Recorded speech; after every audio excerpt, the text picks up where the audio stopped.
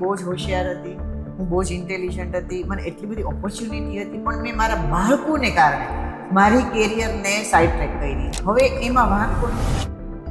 ગર્ભ સંસ્કાર શું છે એને લોકો અત્યારે કઈ રીતે લે છે? આમ ટ્રેડિશનલ વેમાં તમે જોવા જાઓ કે સાયન્ટિફિકલી લેવા જાઓ તો સૃષ્ટિમાં બે જ વ્યક્તિ ક્રિએટ કરી શકે છે, એક ભગવાન ને એક માં. કે તમારી લાઈફના 4 પાયા એ તમારે બેલેન્સ કરીને રાખવા પડે, જેમાં personal life, professional life, couple life અને ફેમિલી લાઈફ. જ્યારે પણ અમારી પાસે કોઈ કપલ આવે છે કે અમારે ગર્ભ સંસ્કાર કરવો છે, તો અમે પહેલાં એની પાસે લખાવીએ કે તમારે રેડસ્ટોન આયુર્વેદા શું કામ સ્પેશિયલ છે અને શું કામ બધાથી ડિફરન્ટ છે? કસ્ટમાઇઝ સિલેબસ સાથે ડિઝાયર બેબી આપવું એ રેડસ્ટોનનો સ્પેશિયલ મોટો છે. કઈ એવી મિસ્ટેક્સ છે જે લોકો કરતા હોય છે ને જેમને અવોઇડ કરવી જોઈએ? સ્ટ્રોંગલી ન કરવાવાળી વાત હોય ને તો એ છે આયુર્વેદ શું કહે છે કે મંથ વાઇઝ ડાયટ હોવા જોઈએ. એવું નથી કે તમે રોજ એપલ ખાશો એટલે તમારું બાળક સ્માર્ટ બની જશે. સારી વસ્તુ ગમે એટલી સારી, પણ માપમાં સારી. ઘણીવાર એવું થાય મધરને કે એમને ક્યારેય વસ્તુ ભાવતી જ નહોતી અને એ પ્રેગ્નન્સીમાં ભાવવા લાગે તો એ બાળકની ઈચ્છા હોય. એવા સાયન્ટિફિક એવિડન્સ છે કે હા ગર્ભ સંસ્કાર ક્યાંક ખરેખર જરૂરી છે? યદિ હાસ્તિ યદ અન્યત્ર યન્ને હાસ્તિ ન તત્પચિત.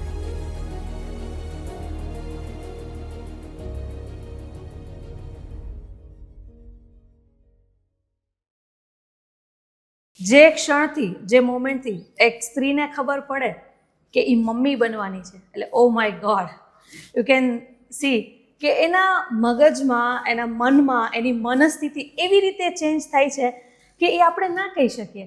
કેટલા બધા વિચાર, મારું ડ્રીમ ચાઇલ્ડ કેવું હશે, હવે મારે શું કરવાનું, મારું કરિયર, આ તે એવા અઢળક ક્વેશ્ચન ઘણી બધી મહિલાઓને થતા હોય છે જે મમ્મી બનવાની છે, જે મને પણ થયા હતા.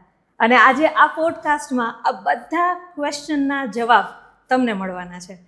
હેલો, નમસ્કાર, હું છું ORJ કાજલ અને આ ગોઠડી પોડકાસ્ટમાં આપ બધાનું સ્વાગત કરું છું. અને આજે આ પોડકાસ્ટમાં હું તમારી વચ્ચે એક એવા ગેસ્ટને લઈને આવી છું કે જે ગર્ભ સંસ્કારની નીંવ રાજકોટમાં લાવ્યા છે અને ગર્ભ સંસ્કારને લઈને જે પણ તમારા પ્રશ્ન હશે, હું ચોક્કસથી કહી શકીશ કે તમને એના જવાબ અહીંયા મળશે. તો સૌથી પહેલા મળો આપણા માનનીય ગેસ્ટને, જે હું કહીશ, ડૉક્ટર પ્રતીક્ષા દેસાઈ. કેમ છો મેમ? બસ સરસ કજલ, થેન્ક યુ. મેમનો તમને પરિચય આપું તો મેમ ગોલ્ડ મેડાલિસ્ટ છે, BAMS છે અને જેમને ગુજરાત આયુર્વેદા યુનિવર્સિટીમાંથી ઘણી મોટી એમ કહેવાય ને કે સિદ્ધિ હાંસલ કરી, એજ્યુકેશન કે લઈને આવ્યા છે કે લાવો લોકોને જાગૃત કરીએ એના માટે. અને MD ગાયનેક છે અને કોઈ એવું વ્યક્તિ નહીં હોય કે જે એમને નહીં ઓળખતું હોય. Director of Payal maternity home, director of Redstone Ayurveda, director of Garbhopanishad foundation Jamnagar. અને આટલું બધું કર્યા પછી પણ મેડમ કહે છે કે ના, હજી મારે કાજલ ક્યાંય રોકાવું નથી, હજી તો લોકોને પીરસતું રહેવું છે કે ગર્ભ સંસ્કાર શું છે. મેમ, તો એઝ યુ કેન સી કે હું પણ મોમ ટુ બી છું. હમણાં મારી વચ્ચે પણ એક નાનું એવું મિરેકલ આવવાનું છે મારી લાઈફમાં અને મને પણ બહુ જ બધા ક્વેશ્ચન છે અને કદાચ ઘણી બધી મોમ ટુ બી છે કે પહેલી વખત જે પેરેન્ટ્સ બનવાના છે એમને હશે. આ બધા તરફથી હું તમને ઘણા બધા આજે ક્વેશ્ચન્સ કરવાની છું.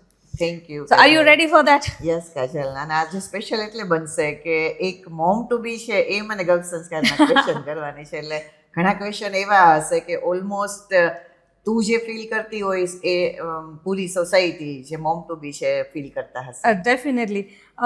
Two be very honest Pratiksha ma'am, ઘણીવાર કેવું થતું હોય કે એઝ અ વર્કિંગ વુમન કે ભાઈ 10 વર્ષથી આ ફિલ્ડમાં કામ કરતા હોય એટલે એમ થાય કે ઓ બાપરે યાર, હવે મારે બ્રેક લેવાનો છે, મારે આ કામ નહીં થાય મારાથી. એવા બધા ક્વેશ્ચન તો આવતા જ હોય, પણ એક છોકરી હોય ને, એક ચંચળ હોય, ગમે ત્યારે હોય એમ, એ મમ્મી હોય કે મમ્મી ના હોય, એને પોતાના કામને મૂકવાનો ડર હોય, એના પોતાના ઘરને સાચવવાનો ક્યાંક ને ક્યાંક ડર હોય કે ભાઈ મારાથી થશે કે નહીં, જો હું આટલી મોટી રિસ્પોન્સિબિલિટી લેવા માટે જાઉં છું. તો આ બધા ક્વેશ્ચન્સ આજે હું તમને પૂછવાની છું અને આમ કોના સ્ટાર્ટ વિથ યુ, કેમ કે તમે પણ બે ચાઇલ્ડના મધર છો, એટલા માટે હું તમારાથી જ શરૂઆત કરીશ કે તમે તમારા કિડ્સ માટે ગર્ભ સંસ્કાર પ્લાન કર્યું હતું? હા, ડેફિનેટલી. ફોર્ચ્યુનેટલી મારું જ્યારે ફર્સ્ટ ચાઇલ્ડની પ્રેગ્નન્સી હતી ત્યારે જ હું MD ગાયનેક કરતી હતી, એટલે એજ્યુકેશનમાં પણ ગર્ભ સંસ્કાર આવતું હતું અને બાય ડિફોલ્ટ અને ફોર્ચ્યુનેટલી મને આયુર્વેદ ખૂબ જ ગમે, એટલે જ મને એવરી 5 years મને ગોલ્ડ મેડલ પણ મળેલો છે. અને એ દરેક વાતને હું એટલું બધું સરસ બિલીવ કરતી હતી કે એ જ ટાઈમમાં મારી પ્રેગ્નન્સી હતી, એટલે મારા ફર્સ્ટ કિડ વિશે મેં વિચાર્યું હતું કે કિડ બેબી બોય હોય કે ગર્લ હોય પણ એ ડાન્સમાં એક્સપર્ટ હોવું જોઈએ. તો મારી બેબી ગર્લ છે, એણે કથક પણ કમ્પ્લીટ કર્યું છે અને ભરતનાટ્યમમાં એને આરંગેત્રમ સુધી પણ કરેલું છે. જી. અને સેકન્ડ ચાઇલ્ડમાં મેં એવું વિચાર્યું હતું કે એને મ્યુઝિક લવર હોય. તો અમારા જનરેશનમાં કોઈ ફેમિલીમાં સિંગર નથી પણ એ બહુ જ સારો સિંગર છે. વાહ. તો ગર્ભ સંસ્કાર તો અમે જ્યારે ભણતા હતા ત્યારે જે વિશે વિચારતા હતા એ જ વસ્તુ મને મારા લાઈફમાં પણ મળી છે. ક્યાં વાત. એટલે આમાં એવું લાગે, આમ કોકની વાતો તમે સાંભળો ને લાગે કે ખરેખર આવું હોય એમ Yes. કે મારું ડ્રીમ ચાઇલ્ડ કેવું હોવું જોઈએ ને આમ હજી તો એની ફર્સ્ટ કિક તમને ફીલ થાય કે તમને ખબર પડે ધ મોમેન્ટ કે યુ હેવ કન્સીવ્ડ, એટલે કેટલા બધા વિચાર આવી જાય. એક તો ડરના પણ એક અલગ માહોલ હોય, ખુશીનો પણ એક અલગ માહોલ હોય અને એની વચ્ચે તમારા વિચારો કે મારું બાળક કેવું હશે, જે મેં કર્યું છે એને હું નહીં કરવા દઉં, આપણી લાઈફ આપણે એની પર નાખવા જઈએ કે ભાઈ મારે આ નથી કર્યું પણ એને તો કરવા જ દેવું છે. પણ આ જ બધી વાતો આજે આપણા પોડકાસ્ટમાં કરવાના છે કે ગર્ભ સંસ્કાર શું છે, એને કેવી રીતે લાઈફમાં લેવું જોઈએ બાળકો માટે, મમ્મી અને પપ્પાએ કેવી રીતે લેવું જોઈએ. હજી તો આ શરૂઆત છે પણ ખરેખર ટ્રસ્ટ મી અમારા સાથે કનેક્ટેડ રહેજો આ પોડકાસ્ટમાં કે જ્યાં તમને ઘણા બધા પ્રશ્નોના જવાબ બહુ સારી રીતે મળવાના છે. હવે પ્રતીક્ષા મેડમ, કેવું બનતું હોય છે કે ગર્ભ સંસ્કાર, આમ હું તો એવું જ કહીશ કે અત્યારનો ટ્રેન્ડ છે. રાઈટ. કેમ કે મારી મમ્મીએ કે મારી દાદીએ નહીં સાંભળ્યું હોય કે વોટ ઇઝ ગર્ભ સંસ્કાર એમ. Right. દાદીને પૂછવા જાવ કે બા તમે ગર્ભ સંસ્કાર સાંભળ્યું એટલે એ શું છે કે એ મને તો ખબર જ નથી. કેમ કે એ લોકોએ એક લેવલ સુધી એમનું એજ્યુકેશન હતું અને પછી એમને ઘર સંસાર સંભાળવામાં અને એમાં એ લોકો રચ્યા પચ્યા થઈ ગયા. પછી એમ કે કરવું કે ના કરવું એમને નથી ખબર. પણ હવે લોકોને ખબર છે કે ધેર ઇઝ સમથિંગ અબાઉટ ગર્ભ સંસ્કાર એમ. તો ગર્ભ સંસ્કાર શું છે એને લોકો અત્યારે કઈ રીતે લે છે? આમ ટ્રેડિશનલ વેમાં તમે જોવા જાઓ કે સાયન્ટિફિકલી લેવા જાઓ તો એ કઈ રીતે તમે જુઓ છો? હા, ખૂબ સરસ આ ક્વેશ્ચન બધા માટે આમ તો આપણે આ આન્સર આપવાનો હોય. ગર્ભ સંસ્કાર શબ્દ છે એ આયુર્વેદનો શબ્દ છે, એટલે કે સંસ્કૃત શબ્દ છે. ગર્ભ એટલે કે ફિટસ છે, બેબી આપણે મધરના વૂમ્બમાં ડેવલપ થાય છે. અને સંસ્કારો એ ગુણાંતરાધાનો, એટલે કે ગુણનું પરિવર્તન કરે છે. એટલે તમારે તમારું બેબી જે તમે ક્રિએટ કરી રહ્યા છો એમાં જેવા ગુણનું આરોપણ કરવાનું છે એ માટે મધર દ્વારા કરવામાં આવતી એક્ટિવિટી અને એના દ્વારા મધર અને ફિટસ આ બંનેનું જે મેન્ટલ અને ફિઝિકલ હેલ્થનું જે એન્હાન્સમેન્ટ આપણે કહી શકીએ એ જે થઈ રહ્યું છે એ ગર્ભ સંસ્કાર. એટલે ગર્ભ સંસ્કાર જો સાયન્ટિફિક રીતે જોઈએ ને તો એક જીનેટિકલ એન્જિનિયરિંગ છે. અને તારો ક્વેશ્ચન હતો કે પહેલાંના સમયમાં કેમ આવું નહોતું, પણ એ વસ્તુ અલગ છે. કેમ કે પહેલાંના સમયની અંદર ગર્ભ સંસ્કાર આપણી લાઈફમાં વણેલો હતો. ઓકે. જેમ કે આપણા મધરને કે દાદીને પૂછીએ તો એ એમ કહેશે કે હા, અમારી જ્યારે પ્રેગ્નન્સી હોય ત્યારે ભાગવત સપ્તાહ વંચાતી હતી, ઘરમાં બહુ જ પોઝિટિવ વાતાવરણ થઈ જતું હતું, એ મધરને થોડી પેમ્પર કરવામાં આવતી હતી, એની થોડી કેર કરવામાં આવતી હતી. આપણે થોડા ભરત ગૂંથણ, નીટિંગ અને કેટલાક એને સાસરે લઈ જવા માટેના આર્ટિકલ્સ તૈયાર કરતા હતા. તો આ ઇનડાયરેક્ટ ગર્ભ સંસ્કાર હતો. પણ ધીરે ધીરે વચ્ચેનો ટાઈમ એવો આવ્યો કે આપણે આવી બધી વસ્તુ ભૂલી ગયા. એટલે અગેન પાછું આપણે એને સાયન્ટિફિકલ, સ્પિરિચ્યુઅલ અને આમ જોવા જઈએ તો એક હ્યુમનના એક ફરજ છે કે એક આપણું બેબી ગ્રો કરી રહ્યું છે તો એ એનું 80% બ્રેઇન છે એ ત્યારે જ ડેવલપ કરે છે.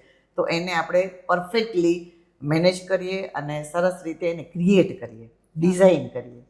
આ સાંભળીને એમ થાય કે હું એકચ્યુઅલમાં પાસ્ટમાં હોય કે મમ્મી ને દાદી કઈ રીતે પોતાની લાઈફ જીવતા હશે, બટ દેટ્સ એકચ્યુઅલી ટ્રુ એમ કે એ લોકોના લાઈફમાં હતો એવું બધું. મને હજી યાદ છે કે મારા દાદીમાં એ પેલા બાવરિયા કે ને, બસ એને બહુ શોખ હતો. તો એ બાવરિયા ભરતા જ રાખતા, બસ એને ગમતું એ કરવું અને કદાચ એનાથી જ ફોકસ ને કોન્સન્ટ્રેશન આ બધી વસ્તુ ત્યાં ને ત્યાં એને મળી જાય. સો જેટલું ફાઇન વર્ક કરો, જેમ કે મોતીનું વર્ક કરો છો તમે, એ ભરત કામ કરો છો, એમાં ડિઝાઇન છે એકદમ પરફેક્ટ બનાવો છો. તો એનાથી બાળકનું ફોકસ, એની ક્રિએટિવિટી અને એનું ડિફિકલ્ટ સિચ્યુએશનમાં પણ હેન્ડલ કરવા માટેનું જે નેચરલ વેની અંદર બ્રેઇનમાં એક પેટર્ન બને છે ને એ હોય છે. અને કદાચ એના જ રિઝલ્ટ આપણે લોકો હોઈ શકીએ. અને કદાચ આ વાત આપણા દાદીને અને મમ્મીને પણ નહીં ખબર હોય કે આ એક પાર્ટ ગર્ભ એને એવું લાગતું હતું કે આ કરવાનું આ તો કરવાનું છે. પણ આપણે આયુર્વેદને હંમેશા આપણી જીવનની અંદર વણી લીધું હતું. જેમ કે આપણું મસાલિયું છે એ આપણું આયુર્વેદ છે.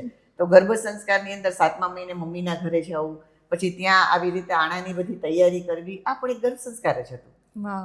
એટલે ખરેખર ધીસ ઇઝ ટુ ગુડ. એટલે મારી મમ્મીને તો કહી દઉં કે તે ભલે નથી કરતા ને ખબર પણ તે ગર્ભ સંસ્કાર કરેલું છે, એટલા માટે જ કદાચ હું અહીંયા છું અત્યારે. Exactly, definitely. હવે બધા પેરેન્ટ્સને કેવું હોય કે અત્યાર સુધી પોતાની લાઈફમાં બિઝી હતા, પણ જ્યારે એમને ખબર પડે છે કે હવે મમ્મી પપ્પા બનવાના છે, ત્યારે ફ્રોમ ધ ફર્સ્ટ ડે એ લોકો સર્ચ કરવાનું ચાલુ કરી દે કે હવે આપણે શું કરવું જોઈએ, શું ધ્યાન રાખવું જોઈએ. પણ ગર્ભ સંસ્કાર પણ એક એવી જ વસ્તુ છે કે એના માટે કન્ફ્યુઝ હોય કે અમારે ક્યાંથી શરૂ કરવું જોઈએ, કેવી રીતે અમે ચાલુ કરીએ. તો એવા પેરેન્ટ્સને તમે આજે ક્લિયર કરો, માતા પિતા જે mom to B dead two be છે, કે એમને ગર્ભ સંસ્કારની નીવ ક્યારથી મૂકવી જોઈએ પોતાના લાઈફસ્ટાઈલમાં. રાઈટ.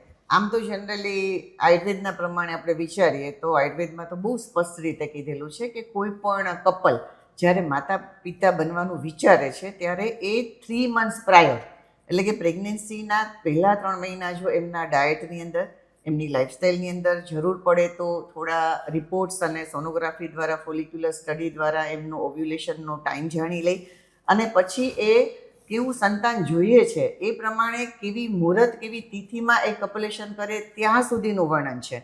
અને કદાચ એ મિસ કરે છે તો પછી જ્યારે પ્રેગ્નન્સી પોઝિટિવ આવી જાય છે તો 3rd month એવો હોય છે કે તૃતીય માસી સર્વે ઇન્દ્રિયાણી, એટલે કે 3rd monthથી બાળકનું બ્રેઇન ડેવલપ થવાનું શરૂ થઈ જાય છે. તો કમસે કમ એને 3જા મહિનાથી તો અવેર થઈ અને ગર્ભ સંસ્કાર સ્ટાર્ટ કરી જ દેવો જોઈએ. કરી દેવું જોઈએ. અને ઘણીવાર કેવું બને કે ફર્સ્ટ ટ્રાઇમેસ્ટર તો કોઈ પણ મમ્મી માટે કે પેરેન્ટ્સ માટે કન્ફ્યુઝનમાં જ જતું હોય કે આ કરવાનું, આ નહીં કરવાનું. કેમ કે પરિવાર તરફથી પણ જ્યારે એમને ખબર પડે છે ને કે માતા પિતા બનવાના છે, એની સાથે બધાને ખબર પડે છે, ફેમિલીને પણ, તો અલર્ટનેસ બધામાં આવે છે. સાસુ, સસરા, મમ્મી, પપ્પા બધા લોકોના ડબલ ફોન આવવા માંડે છે કે ત્યાં ખાધું, ત્યાં પીધું, શાંતિ રાખજે, બેસજે, આમ છે.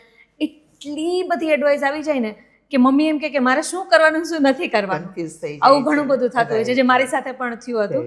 અને હવે કેવું થાય કે અત્યારની સોસાયટીમાં છે ને બધા લોકો પ્રૂફ માંગે કે પ્રૂફ લાવો, તમને કોણે કીધું કે ગર્ભ સંસ્કાર ખરેખર આટલું બેનિફિશિયલ છે, સારું છે, તમે એમને સમજાવો. તો પ્રૂફ માંગે છે લોકો. તો મારો ક્વેશ્ચન તમને એ છે કે આજના એરામાં એવા સાયન્ટિફિક એવિડન્સ છે કે હા ગર્ભ સંસ્કાર ક્યાંક સાયન્ટિફિક રીતે કે પછી ટ્રેડિશનલ રીતે ખરેખર જરૂરી છે? આયુર્વેદમાં કોઈ પણ વસ્તુ જ્યારે કીધેલી છે ને ત્યારે એમાં એક બહુ સરસ શ્લોક છે કે યદિ હાસ્તિ યદ અન્યત્ર યદ નેહાસ્તિ ન તત્પચિત, એટલે કે અહીંયા જે પણ કીધું છે ને એ એકચ્યુઅલી પ્રૂફ સાથે જ કીધું છે. એટલે આયુર્વેદમાં ગર્ભ સંસ્કારની જે પણ વાતો છે કે બાળકના શારીરિક અને માનસિક વિકાસ મંથ પ્રમાણે કેવા થાય છે અને એ પ્રમાણે વધારે શું કરવું જોઈએ, તો એ વાતની અંદર આપણને ડાઉટ તો ના જ હોવો જોઈએ. તો પણ સાયન્ટિફિકલી ઘણા બધા કન્ટ્રીમાં પણ અને આપણા સાયન્ટિસ્ટે પણ ઘણું બધું પ્રૂવ કર્યું છે, એના દ્વારા જાણવા મળ્યું છે કે બાળકના કેટલાક બ્રેઇનમાં સેન્ટર હોય છે, જેમ કે મેમરીનું સેન્ટર, કોગ્નિટિવ એબિલિટીઝનું સેન્ટર, ક્વિક ડિસિઝનનું સેન્ટર. તો આ બધા સેન્ટરનું ડેવલપમેન્ટ છે એ તો પ્રેગ્નન્સીમાં જ થઈ જાય છે, અને 80% બ્રેઇન છે એની પેટર્ન પણ પ્રેગ્નન્સીમાં જ બની જાય છે. એટલે એ કોના ઉપર આધારિત છે? તો એવું કહેવાય છે કે આહાર, વિહાર અને ઉપચાર, એટલે કે માં છે એ કેવું વિચારે છે, એ કેવો ડાયટ લે છે, અને એ એમના બાળકની, એને કેવું બાળક જોઈએ છે એના માટે એ શું અલગ એક્ટિવિટી કરે છે. તો આની ઇફેક્ટ ડેફિનેટલી એમના બાળકમાં પરમેનન્ટ જોવા મળે છે. અને આના ઉપર રિસર્ચ તો લંડનની યુનિવર્સિટીમાં, ઇવન US યુનિવર્સિટીમાં પણ આપણે કદાચ ગૂગલ ઉપર સર્ચ કરીશું તો પણ તમને બહુ જ બધા વધારે પડતા મળશે. પણ એના ઉપર ન જવું હોય તો પણ આપણું જે ટ્રેડિશનલ મેડિકલ સાયન્સ ઇન્ડિયાનું છે એ તો આયુર્વેદ છે. અને આયુર્વેદમાં આપણે બહુ બધા રોજે રોજ એવા કોઈને કોઈ ઉપચારો અને ઉપાયો તો લેતા જ હોઈએ છીએ કે જેના ઉપર આપણને કોઈ ડાઉટ નથી હોતા. તો આઈ થિંક કે ગર્ભ સંસ્કારમાં બાળકની ઉપર જે ઇફેક્ટ થાય છે એના ઉપર પણ આપણને શંકા ના હોવી જોઈએ. ના હોવી જોઈએ.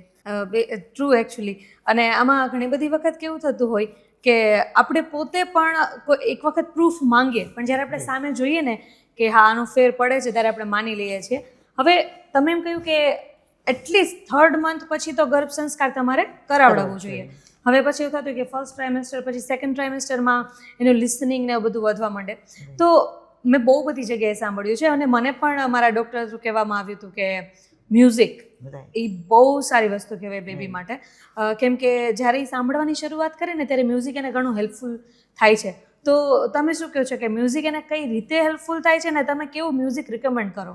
જનરલી હ્યુમન બ્રેઇન હોય એ જ્યારે ડેવલપ થતું હોય ત્યારે એના બ્રેઇનની અંદર અલગ અલગ સ્ટેજ હોય, જેમ કે આલ્ફા, બીટા, થીટા, ગામા, આવી અલગ અલગ સ્ટેજ હોય, જેમાં મ્યુઝિક છે એ આપણા બ્રેઇનના, ઇવન બાળકનું બ્રેઇન અને હ્યુમન બ્રેઇન બે સરખું જ છે. તો આપણે પણ જ્યારે કે મ્યુઝિક એકદમ હળવા સાંભળતા હોઈએ છીએ તો આપણા બ્રેઇનને સુધિંગ ઇફેક્ટ મળે છે. ધેટ મીન્સ કે એમાં જે વેવલેન્થ છે ને એ ઘટી અને 0 to 14 જેવી થઈ જાય છે.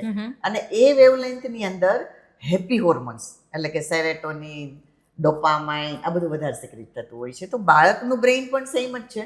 તો મધર જો બાળકને 5th મંથમાં, કેમ કે 5th મંથમાં પંચમે મનઃ, અને ત્યારે બાળકનું લિસનિંગ પાવર ખૂબ સારો હોય છે. તો જો મધર એ સમયમાં એકદમ એ ડિવાઇન મ્યુઝિક, એકદમ શાંત સંગીત અને આપણું ક્લાસિકલ મ્યુઝિક જો એ સાંભળે છે તો એ બાળકના બ્રેઇનની જે પેટર્ન છે એ હેપી હોર્મોન્સને કારણે પરમેનન્ટ છે એ એટલી સરસ બને છે કે જેનાથી બાળક છે ને એનો સ્વભાવ શાંત બની જાય છે, એને ગુસ્સો ઓછો આવે છે, અને ખાસ કરીને એનું ફોકસ અને ક્રિએટિવિટી પણ વધે છે. એટલે દેટ્સ એકચ્યુઅલી ટ્રુ કે આપણે પણ મ્યુઝિક સાંભળીએ તો આપણો પણ મૂડ ચેન્જ થઈ જાય છે. તો આ તો બાળક છે કે જેના માટે અમુક જ અવાજ છે અત્યારે જે રિલેટ કરતા હોય છે. હવે પ્રેગ્નન્સીમાં કેવું થાય કે જેવું કન્સીવ થાય ને એટલે બધાને એવું લાગે કે બધી જવાબદારી છે ને માત્ર માતા માટે છે, કે તને જ વધારે ધ્યાન રાખવાનું હોય તો જ તારું બાળક વધારે સારી રીતે આમ તને જેવું જોઈએ છે એવું આવશે, કે એની હેલ્થ માટે તારે જ ધ્યાન રાખવાનું. પણ પપ્પાનો પણ એટલો જ રોલ હોય છે. અને એના માટે હું તમને એવું પૂછવા માંગીશ કે ફાધરની શું ડ્યુટી હોય છે, એને ક્યારથી ધ્યાન રાખવું છે, એનું ઇન્વોલ્વમેન્ટ ક્યારથી જરૂરી છે પ્રેગ્નન્સીમાં? જનરલી બાળક છે એ ફેમિલીમાં આવે એટલે પેરેન્ટ્સ બને છે. એવું તો છે નહીં કે બાળકની જવાબદારી ખાલી મધરહુડની જ છે. એ વાત ઇમોશનલ છે. પણ હું તને એક સાયન્ટિફિક વાત કરું કે બાળકનું બ્રેઇન ડેવલપ થતું હોય, ખાસ કરીને આ 3rd મંથ પછીની વાત છે, ત્યારે મધર પાસે છે ફેમિનાઇન એનર્જી, એટલે કે એ ઇમોશનલ છે, એ ખૂબ જ લાગણી અને દયાળુ, અને આપણે એમ કહીએ ને કે નાની નાની વાતમાં એને રડવું આવી જતું હોય એ ટાઈપનો નેચર છે. તો નાની વાતમાં બીજા લોકો પ્રત્યે એને સહાનુભૂતિ પણ થતી હોય છે. એ નેચરે બનાવેલો ફેમિનાઇન નેચર છે. અને ફાધર પાસે શું છે? મસ્ક્યુલાઇન નેચર, એટલે કે ફાધર છે એ બોલ્ડ છે, એ ઇમોશનને કંટ્રોલ કરી શકે છે. ઇવન કેટલાક જે આપણે એમ કહેતા હોય ને કે બિઝનેસના ફંડા એ પણ તમે જુઓ ને તો બાય ડિફોલ્ટ નેચરલી મેલ પાસે વધારે છે. તો ફાધર જો પ્રેગ્નન્સી દરમિયાન એમના બેબી સાથે ટોક કરે છે, એમને બેબીને ટ્રેનિંગ આપે છે, તો એ બેબી છે ને એક્સ્ટ્રોવર્ટેડ બને છે. એટલે કે એ બાળક ઇમોશનલી ડેફિનેટલી બધા સાથે કનેક્ટ હોય, પણ એ સ્ટ્રોંગ હોય, એ બીજા લોકો પ્રત્યે સહાનુભૂતિ રાખતું હોય, પણ એ છે ને ડરપોક ના હોય.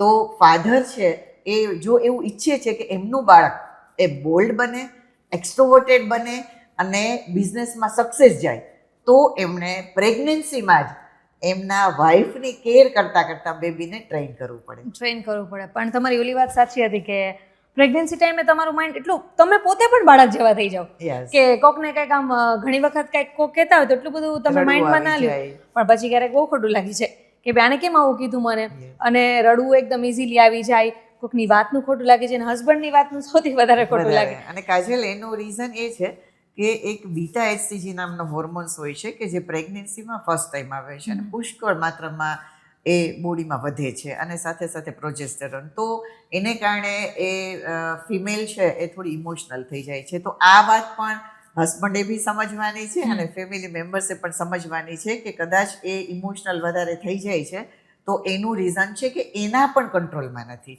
આ ફિઝિયોલોજીકલ છે. એટલે જેટલા પણ લોકો અત્યારે જોવે છે, વ્યુઅર્સ અમારા, સાંભળજો ધ્યાનથી કે કદાચ મોમ ટુ બી છે એ થોડી ક્રેન્કી થાય તો તમારે જ એને સંભાળવાની છે, કેમ કે જેવી રીતે મેડમે કીધું કે એના પણ રીઝન છે, તો એ બધા જાણજો. હવે ઘણીવાર કેવું થતું હોય, મોસ્ટલી આમ તો, કે હું કાંઈ પણ કામ કરતી હોય કે હું જે જોઉં છું, હું ઘણા બધા લોકોને મળું છું, તમને મળું, બીજી ઘણી બધી ટીમ્સને મળવાનું થતું હોય, એની સાથે વાતો કરવાનું થતું હોય, તો આ મારા બેબીને ઇફેક્ટ કરે? કેમ કે મને નથી ખબર કે સામેવાળું વ્યક્તિ કેવું છે, એના વિચાર શું છે, એના થોટ શું છે, કે હું જે પણ જોઉં છું યુટ્યુબમાં, ઇન્સ્ટાગ્રામમાં, તો હું પણ જે જોઉં છું, જેનાથી હું ઇન્ફ્લુઅન્સ થાઉં છું, એનાથી મારું બાળક પણ અત્યારે જે એ છે વોમમાં, એ પણ ઇન્ફ્લુઅન્સ થાય? હા, બહુ સરસ ક્વેશ્ચન છે. ઘણીવાર આપણે આવું સાંભળતા હોય કે તું બધા આ લોકોની વચ્ચે એટલી બધી રેડી થઈને નહીં જતી, તને નજર લાગી જશે, તો આટલું બધું સમૂહમાં આ વસ્તુ જવાનું ટાળજે, આવું કહેતા હોય. ધેટ મીન્સ કે એક નેગેટિવ ઓરા છે, એક પોઝિટિવ ઓરા છે, આપણે પણ માનીએ છીએ, બરાબર. અને મધર એ વખતે મેં કીધું એમ ઇમોશનલ થોડી ફ્રઝાઇલ કહી શકાય, અને વારંવાર એમના હોર્મોન્સનો એના બ્રેઇન ઉપર એટેક પણ થતો હોય છે, એટલે ઇમોશનલી પણ બહુ જ વીક હોય છે. અને એની સાથે સાથે બોડીમાં ઇમ્યુનિટી પણ ડાઉન હોય છે. એટલે એ ઘણી વખત કેવું હોય કે એવી નેગેટિવ લોકોની વાતમાં પણ આવી જતી હોય કે અરે મારી સાથે આવું બનશે.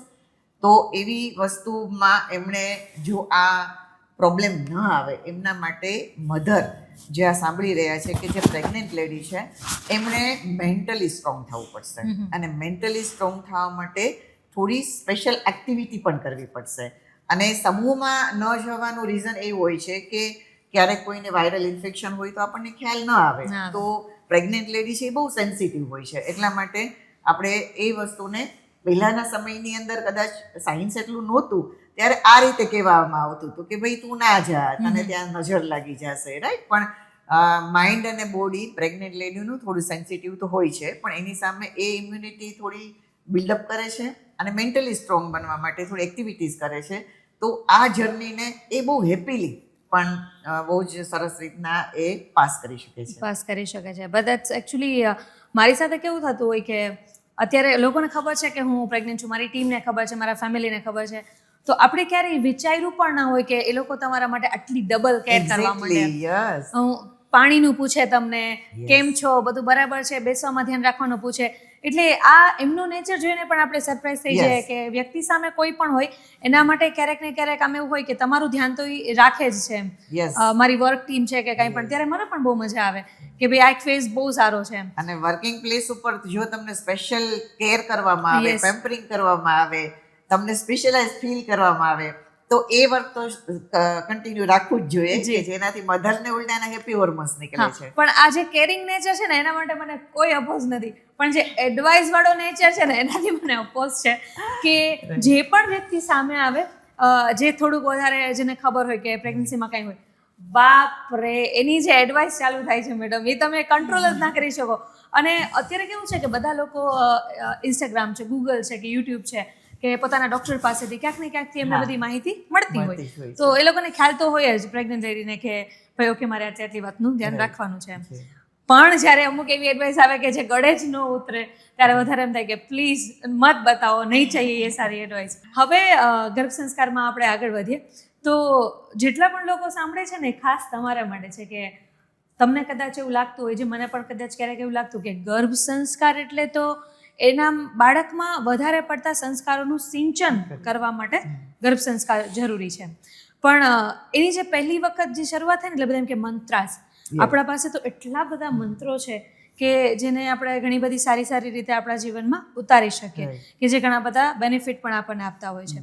તો ગર્ભ સંસ્કારમાં મંત્ર બહુ ઇમ્પોર્ટન્ટ છે, અને કેવા કેવા મંત્રાઝામાં હોય છે કે જે બેબી માટે બહુ હેલ્પફુલ છે? ડેફિનેટલી આ બહુ જ સરસ ક્વેશ્ચન છે, કેમ કે ઘણાને એવું લાગે છે કે મંત્ર ઉચ્ચાર કરવો એ તો ધાર્મિક વાત છે, એ તો અંધશ્રદ્ધાની વાત છે, બરાબર. પણ સાયન્સમાં જ્યારે રિસર્ચ થયું ત્યારે જાણવા મળ્યું કે સાઉન્ડ છે એની ઇફેક્ટ છે એ ન્યુરોજીનેસિસ, એટલે કે જ્યારે બાળક છે એનું બ્રેઇન બનતું હોય એ ન્યુરોન્સથી બને. તો ન્યુરોન્સ મલ્ટીપ્લાય થાય અને એ બ્રેઇનની ડિઝાઇન જ્યારે બનાવતું હોય છે ત્યારે કેટલીક સાઉન્ડની ઇફેક્ટ બહુ સારી હોય છે. જેમ કે ઓમ શબ્દ છે તો એ એટલા માટે ઇમ્પોર્ટન્ટ છે કે એ એનું જે સ્વર અને ઉચ્ચારણ છે એ ડાયરેક્ટ આપણા બ્રેઇનને ન્યુરોલોજીકલ પેટર્ન છે એના ઉપર ઇફેક્ટ કરે છે. તો એવી રીતના પ્રેગ્નન્સીમાં એક વિશ્વામિત્ર દ્વારા રચિત ગાયત્રી મંત્ર એ સ્વરચિત મીન્સ કેમ કે સ્વયંભૂ છે, કે એ પ્રેગ્નન્ટ લેડીને જો આ પ્રકારનું ઉચ્ચારણ કરવામાં આવે કે આ જ શબ્દો આવી જ રીતે, પાછું એનું ઉચ્ચારણ એ પ્રોપર થવું જોઈએ. ખોટી રીતે મંત્રનું ઉચ્ચારણ કરવાથી નુકસાન નથી થતું, પાછું એમાંય અંધશ્રદ્ધામાં નથી જવાનું, પણ એના કોઈ ફાયદા પ્રોપર ઇફેક્ટ આપણને નથી મળતી. એટલે જ આપણે બ્રાહ્મણો પાસે પણ મંત્રો બોલાવતા હોઈએ છીએ, કેમ કે એનું ઉચ્ચારણ સારું હોય છે. તો આવા ઘણા મંત્રો છે. જેમ કે તમારે બેબીને બોલ્ડ બનાવવું છે તો તમે હનુમાન ચાલીસા સાંભળો. તમારે બેબીનું બ્રેઇન છે એને ઇન્ટેલિજન્ટ વેમાં ડિઝાઇન કરવું છે તો તમે ગાયત્રી મંત્ર સાંભળો. તમારા બાળકને બહુ શાંત બનાવવું છે તો તમે ક્લાસિકલ મ્યુઝિક સાંભળો. તમારા બાળકને સ્પિરિચ્યુઅલ બનાવવું છે તો તમે ઓમકાર ચેન્ટિંગની સાથે થોડા ડિવાઇન મ્યુઝિકને સાંભળો. દેટ મીન્સ મંત્ર ઉચ્ચાર છે. તું બિલીવ નહીં કર કે આની ઇફેક્ટ આટલી બધી હોવાનું જાણ્યા પછી અમે રેડસ્ટોન ગર્ભ સંસ્કારમાં સ્પેશિયલ મંત્રોચ્ચારવાળા સેશન ચાલુ કર્યા કે જેમાં મધરને માત્ર અલગ અલગ વેથી એમની પાસે પ્રેક્ટિસ કરાવી અને અમે મંત્ર ઉચ્ચાર કરીએ છીએ. અને એનાથી એવા બેબીને તો ડેફિનેટલી ઇફેક્ટ થવાની છે, પણ મધરમાં જેમ કે એનું ફ્રસ્ટ્રેશન લેવલ ઘટી ગયું, સ્ટ્રેસ લેવલ સાવ ડાઉન થઈ ગયું, એમની પોઝિટિવિટી વધી ગઈ, મેન્ટલી સ્ટ્રોંગ થઈ, આવા પણ અમને રિવ્યૂ મળ્યા છે.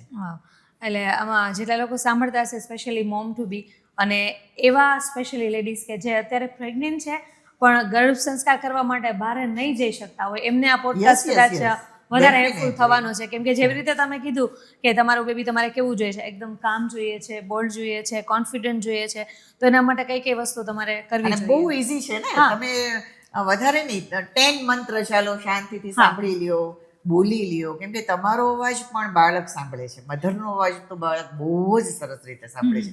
અને મધરનું વાક્ય છે એ બાળક માટે બ્રહ્મ વાક્ય છે કે મારી મા બોલી છે ને તો એ બેસ્ટ જ હશે, એનાથી વિશેષ કંઈ હોય જ ના શકે. અને બાય ડિફોલ્ટ જ્યારે પ્રેગ્નન્સીમાં મધરને એક માનો એક દરજ્જો મળી જાય છે એટલે એ ભગવાન છે. કેમ કે એનું બાળક છે એનું એ ક્રિએટ કરી શકે છે. સૃષ્ટિમાં બે જ વ્યક્તિ ક્રિએટ કરી શકે છે, એક ભગવાન ને એક માં. તો માએ પોતાની જાતને અંડર એસ્ટિમેટ ના કરવું જોઈએ અને એમણે આવા બધા ઉપચારો દ્વારા બાળકને સતત ટ્રેનિંગ આપતી રહેવી જોઈએ. તમારો આ જે વાત હતી ને ખરેખર બહુ સારી લાગી મને કે બે જ વ્યક્તિ ક્રિએટ કરી શકે, એક ભગવાન અને એક માં. પણ ઘણી વખત આ માં જ ઘણી બધી ભૂલ કરતી હોય છે. એમની પ્રેગ્નન્સીને ઘણી વખત ડરમાં લઈ લે છે કે હવે અમારે આટલું તો કરવું જ પડશે નકર મારું બાળક સારું નહીં થાય. ગિલ્ટ ફ્રી આમ પેલી હોય ને એવી એની પ્રેગ્નન્સી નથી રહેતી. બહુ બધા વિચારોના કારણે આમ એમ પોતે ગિલ્ટમાં આવી જાય કે મેં આ ના કર્યું, મેં ઓલું ના કર્યું, મારાથી આ ના થયું. તો એવા મમ્મીને તમે શું કહેશો? હંમેશા પેરેન્ટિંગ છે ને બે ટાઈપનું હોય, એક પ્રેમથી અને એક ડરથી.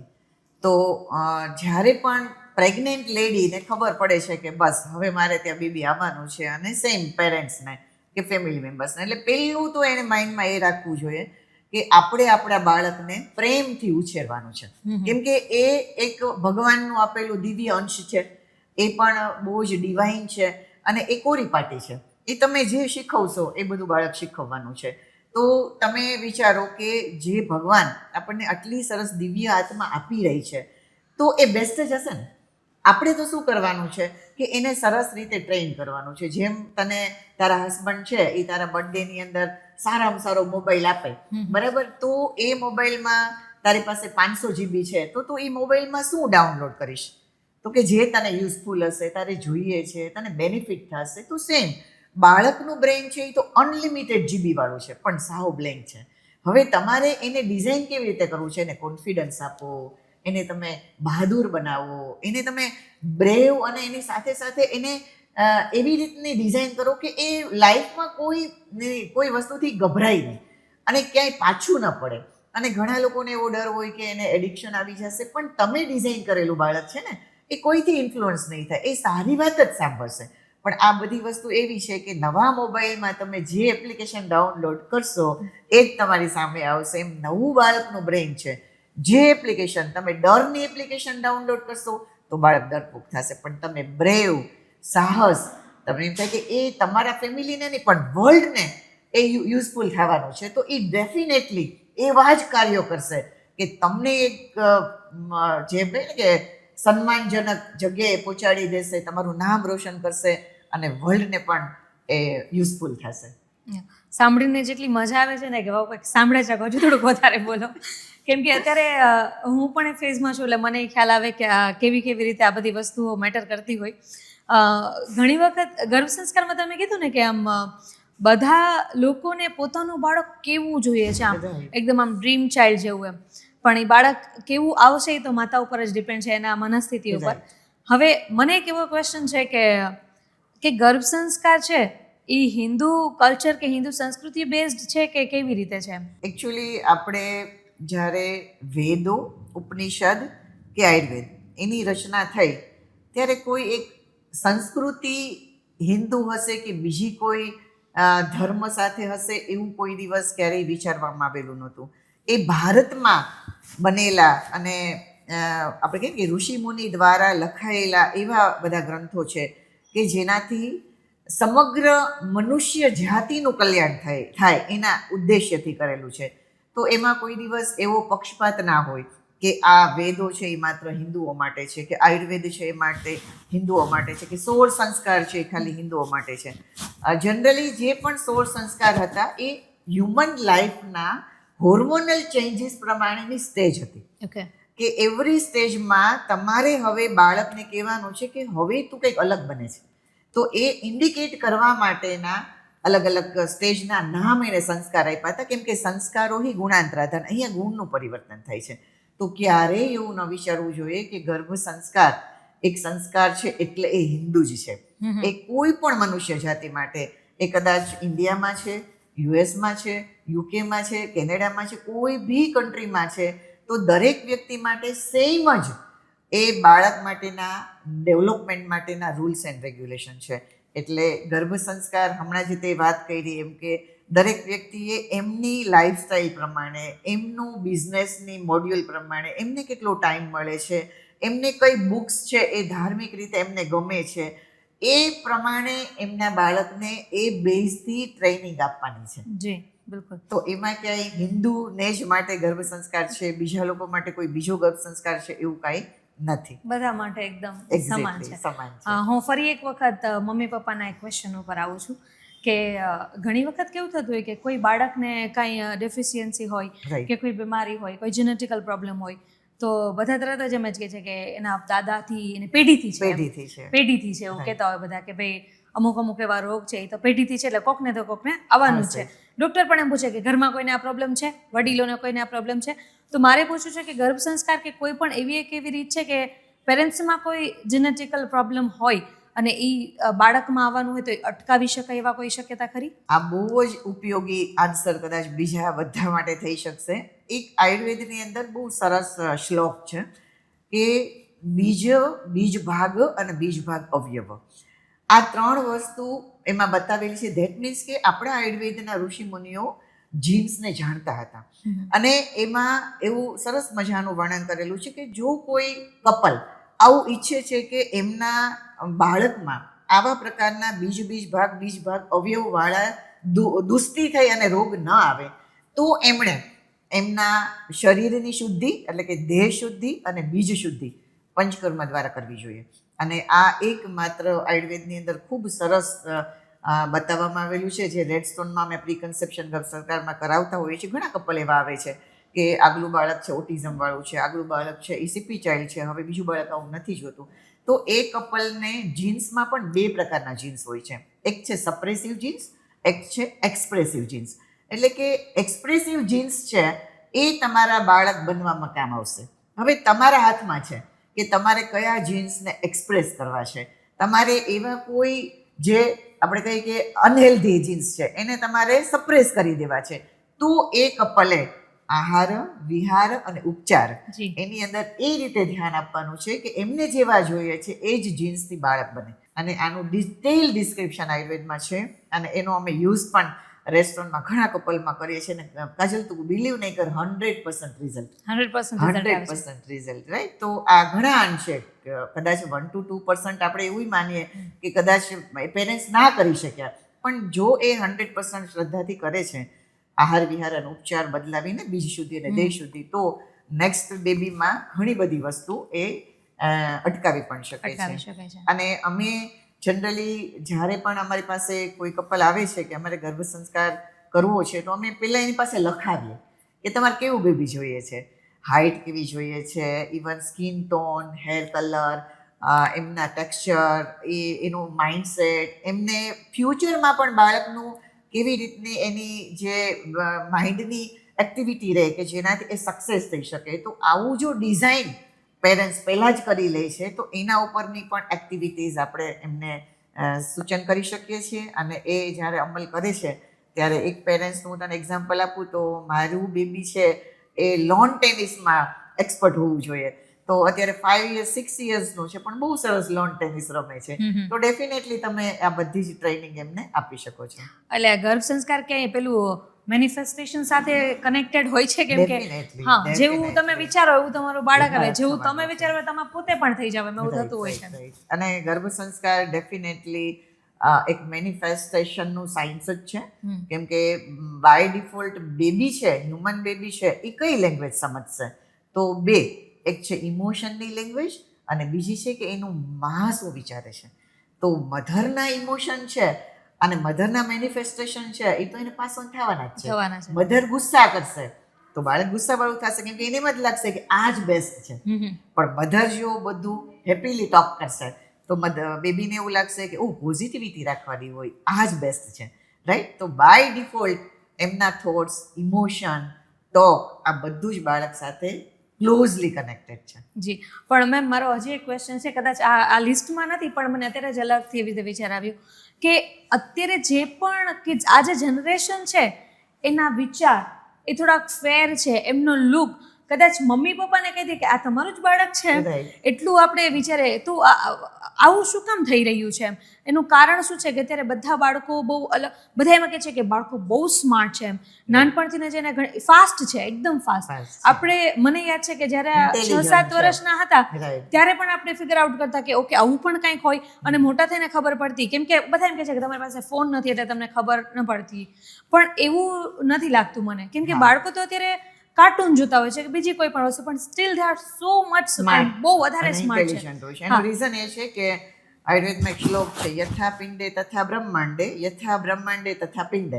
એટલે કે એન્વાયરમેન્ટની ઇફેક્ટ પણ બાળક ઉપર તો થવાની જ છે. તો અત્યારનું એન્વાયરમેન્ટ પણ સ્માર્ટ છે, જેમ કે ટેકનોલોજી, ઘણી બધા રિસોર્સિસ આપણને અવેલેબલ છે. તો એ બધી ઇફેક્ટ બાળકમાં રહેવાની, જેમ કે મધર છે એ એમની પ્રેગ્નન્સી દરમિયાન ટેકનોલોજીનો યુઝ કરવાની છે. તો બાય ડિફોલ્ટ બાળક પણ ટેકનોલોજી લવર થવાનું છે. અને જે કીધું કે મધર ફાધર કદાચ ડાર્ક સ્કિન છે પણ બેબીની ફેર સ્કિન જોઈએ છે, તો ડેફિનેટલી મેનિફેસ્ટેશન એ જ પ્રકારનું ડાયટ, જેમ કે આયુર્વેદમાં બતાવ્યું છે કે કેવા કલરનું બેબી તમારે જોઈએ છે એ પ્રમાણેનું ડાયટ, જી, અને એવા પિક્ચર જોવે છે, એવા થોટ્સ કરે છે. તો અગેન સપ્રેસિવ જીન્સ અને એક્સપ્રેસિવ જીન્સ વાળી જ વાત આવી જી. કે એમની પાસે 14 જનરેશનના જીન્સ છે બેબી પાસે, કે જેનાથી બેબી ડિઝાઇન થતું હોય. તો એમાંથી કંઈક તો જીન્સ એવા હશે જ કે જેમાં ફેર સ્કિનના જીન્સ હોય. True. એટલે બહુ જ ઇઝીલી બાળકને ફેર સ્કિન મળી જાય છે. અને આજની જનરેશન છે એ ઓવર સ્માર્ટ છે, એટલે જ એને કંટ્રોલ કરવા માટે મધરે પણ સ્માર્ટ બનવું પડશે. વધારે. હા, અને એટલા જ માટે મધરે પણ પ્લાનિંગ કરવું પડશે કે એ જે સ્માર્ટનેસ છે એ એની કેવી છે, તો કે એ થોડી વધારે બીજા વેમાં ન જાય, નેગેટિવ વેમાં ન જાય, પણ ઓલવેઝ પોઝિટિવ વેમાં જાય. અને એ મધરનો અને ફાધરનો, ફેમિલીનો, સોસાયટીનો બધાનું એક મોરલ રિસ્પોન્સિબિલિટી છે. થઈ જાય છે. અને આ રિસ્પોન્સિબિલિટીમાં ઘણી બધી એવી વસ્તુ હોય છે કે જે મમ્મીએ જોવાની હોય છે, Right. અને વધારે પડતું તો મમ્મીએ જ ધ્યાન રાખવાનું હોય છે. હવે જેવી રીતે કહે છે કે ગર્ભ સંસ્કારના 3 મેઇન પિલર છે, ગર્ભ યોગા, ગર્ભ સંવાદ અને ગર્ભ આહાર. Yes. તો હવે હું આહાર ઉપર વધારે ફોકસ કરવા Right. માંગુ છું, કેમ કે જનરલી તો લાઈફમાં એક જ એવી વસ્તુ છે કે તમને ખબર પડે એટલે પહેલાં તમે તમારું જમવાની થાળી જ બદલશો રાઈટ. કે હવે આ ફૂડ નથી લેવાનું, આ ફૂડ લેવાનું છે. તો એવું કયું ફૂડ છે કે જે મમ્મી અને બાળકને બંનેને એની હેલ્થ માટે અને બ્રેઇન ડેવલપમેન્ટ માટે સપોર્ટ કરે છે? એના પહેલા કાજલ, હું તને એક ક્વેશ્ચન કરીશ. આવું તે તારે તો પ્રેગ્નન્સી છે એટલે તે આવું બહુ સાંભળ્યું હશે વડીલો તરફથી કે અમારા સમયમાં તો દવા જ નહોતી, હા, તોય અમારે તો બેબી બહુ જ સરસ થતા હતા, તમે કેટલી દવા લ્યો છો. રાઈટ? તો એનું રીઝન એ હતું કે એ સમયના ડાયટ પરફેક્ટ હતા. Yes, right? જો અત્યારે પણ આજના સમયમાં પણ તમે આયુર્વેદ શું કહે છે કે મંથ વાઇઝ ડાયટ હોવા જોઈએ. એવું નથી કે તમે રોજ એપલ ખાશો એટલે તમારું બાળક સ્માર્ટ બની જશે, રોજ તમે ડ્રાય ફ્રૂટ લેશો એટલે બાળક ઇન્ટેલિજન્ટ બની જશે. પણ આયુર્વેદ એવું કહે છે કે મંથ વાઇઝ ડાયટ, જેમ કે 3rd મંથ છે બ્રેઇન ડેવલપમેન્ટ થાય છે, તમારે શું લેવાનું છે? Multivitamin, antioxidant. 4th મંથ છે હાર્ટ ડેવલપ થાય છે, પ્રોટીન વધારે લ્યો.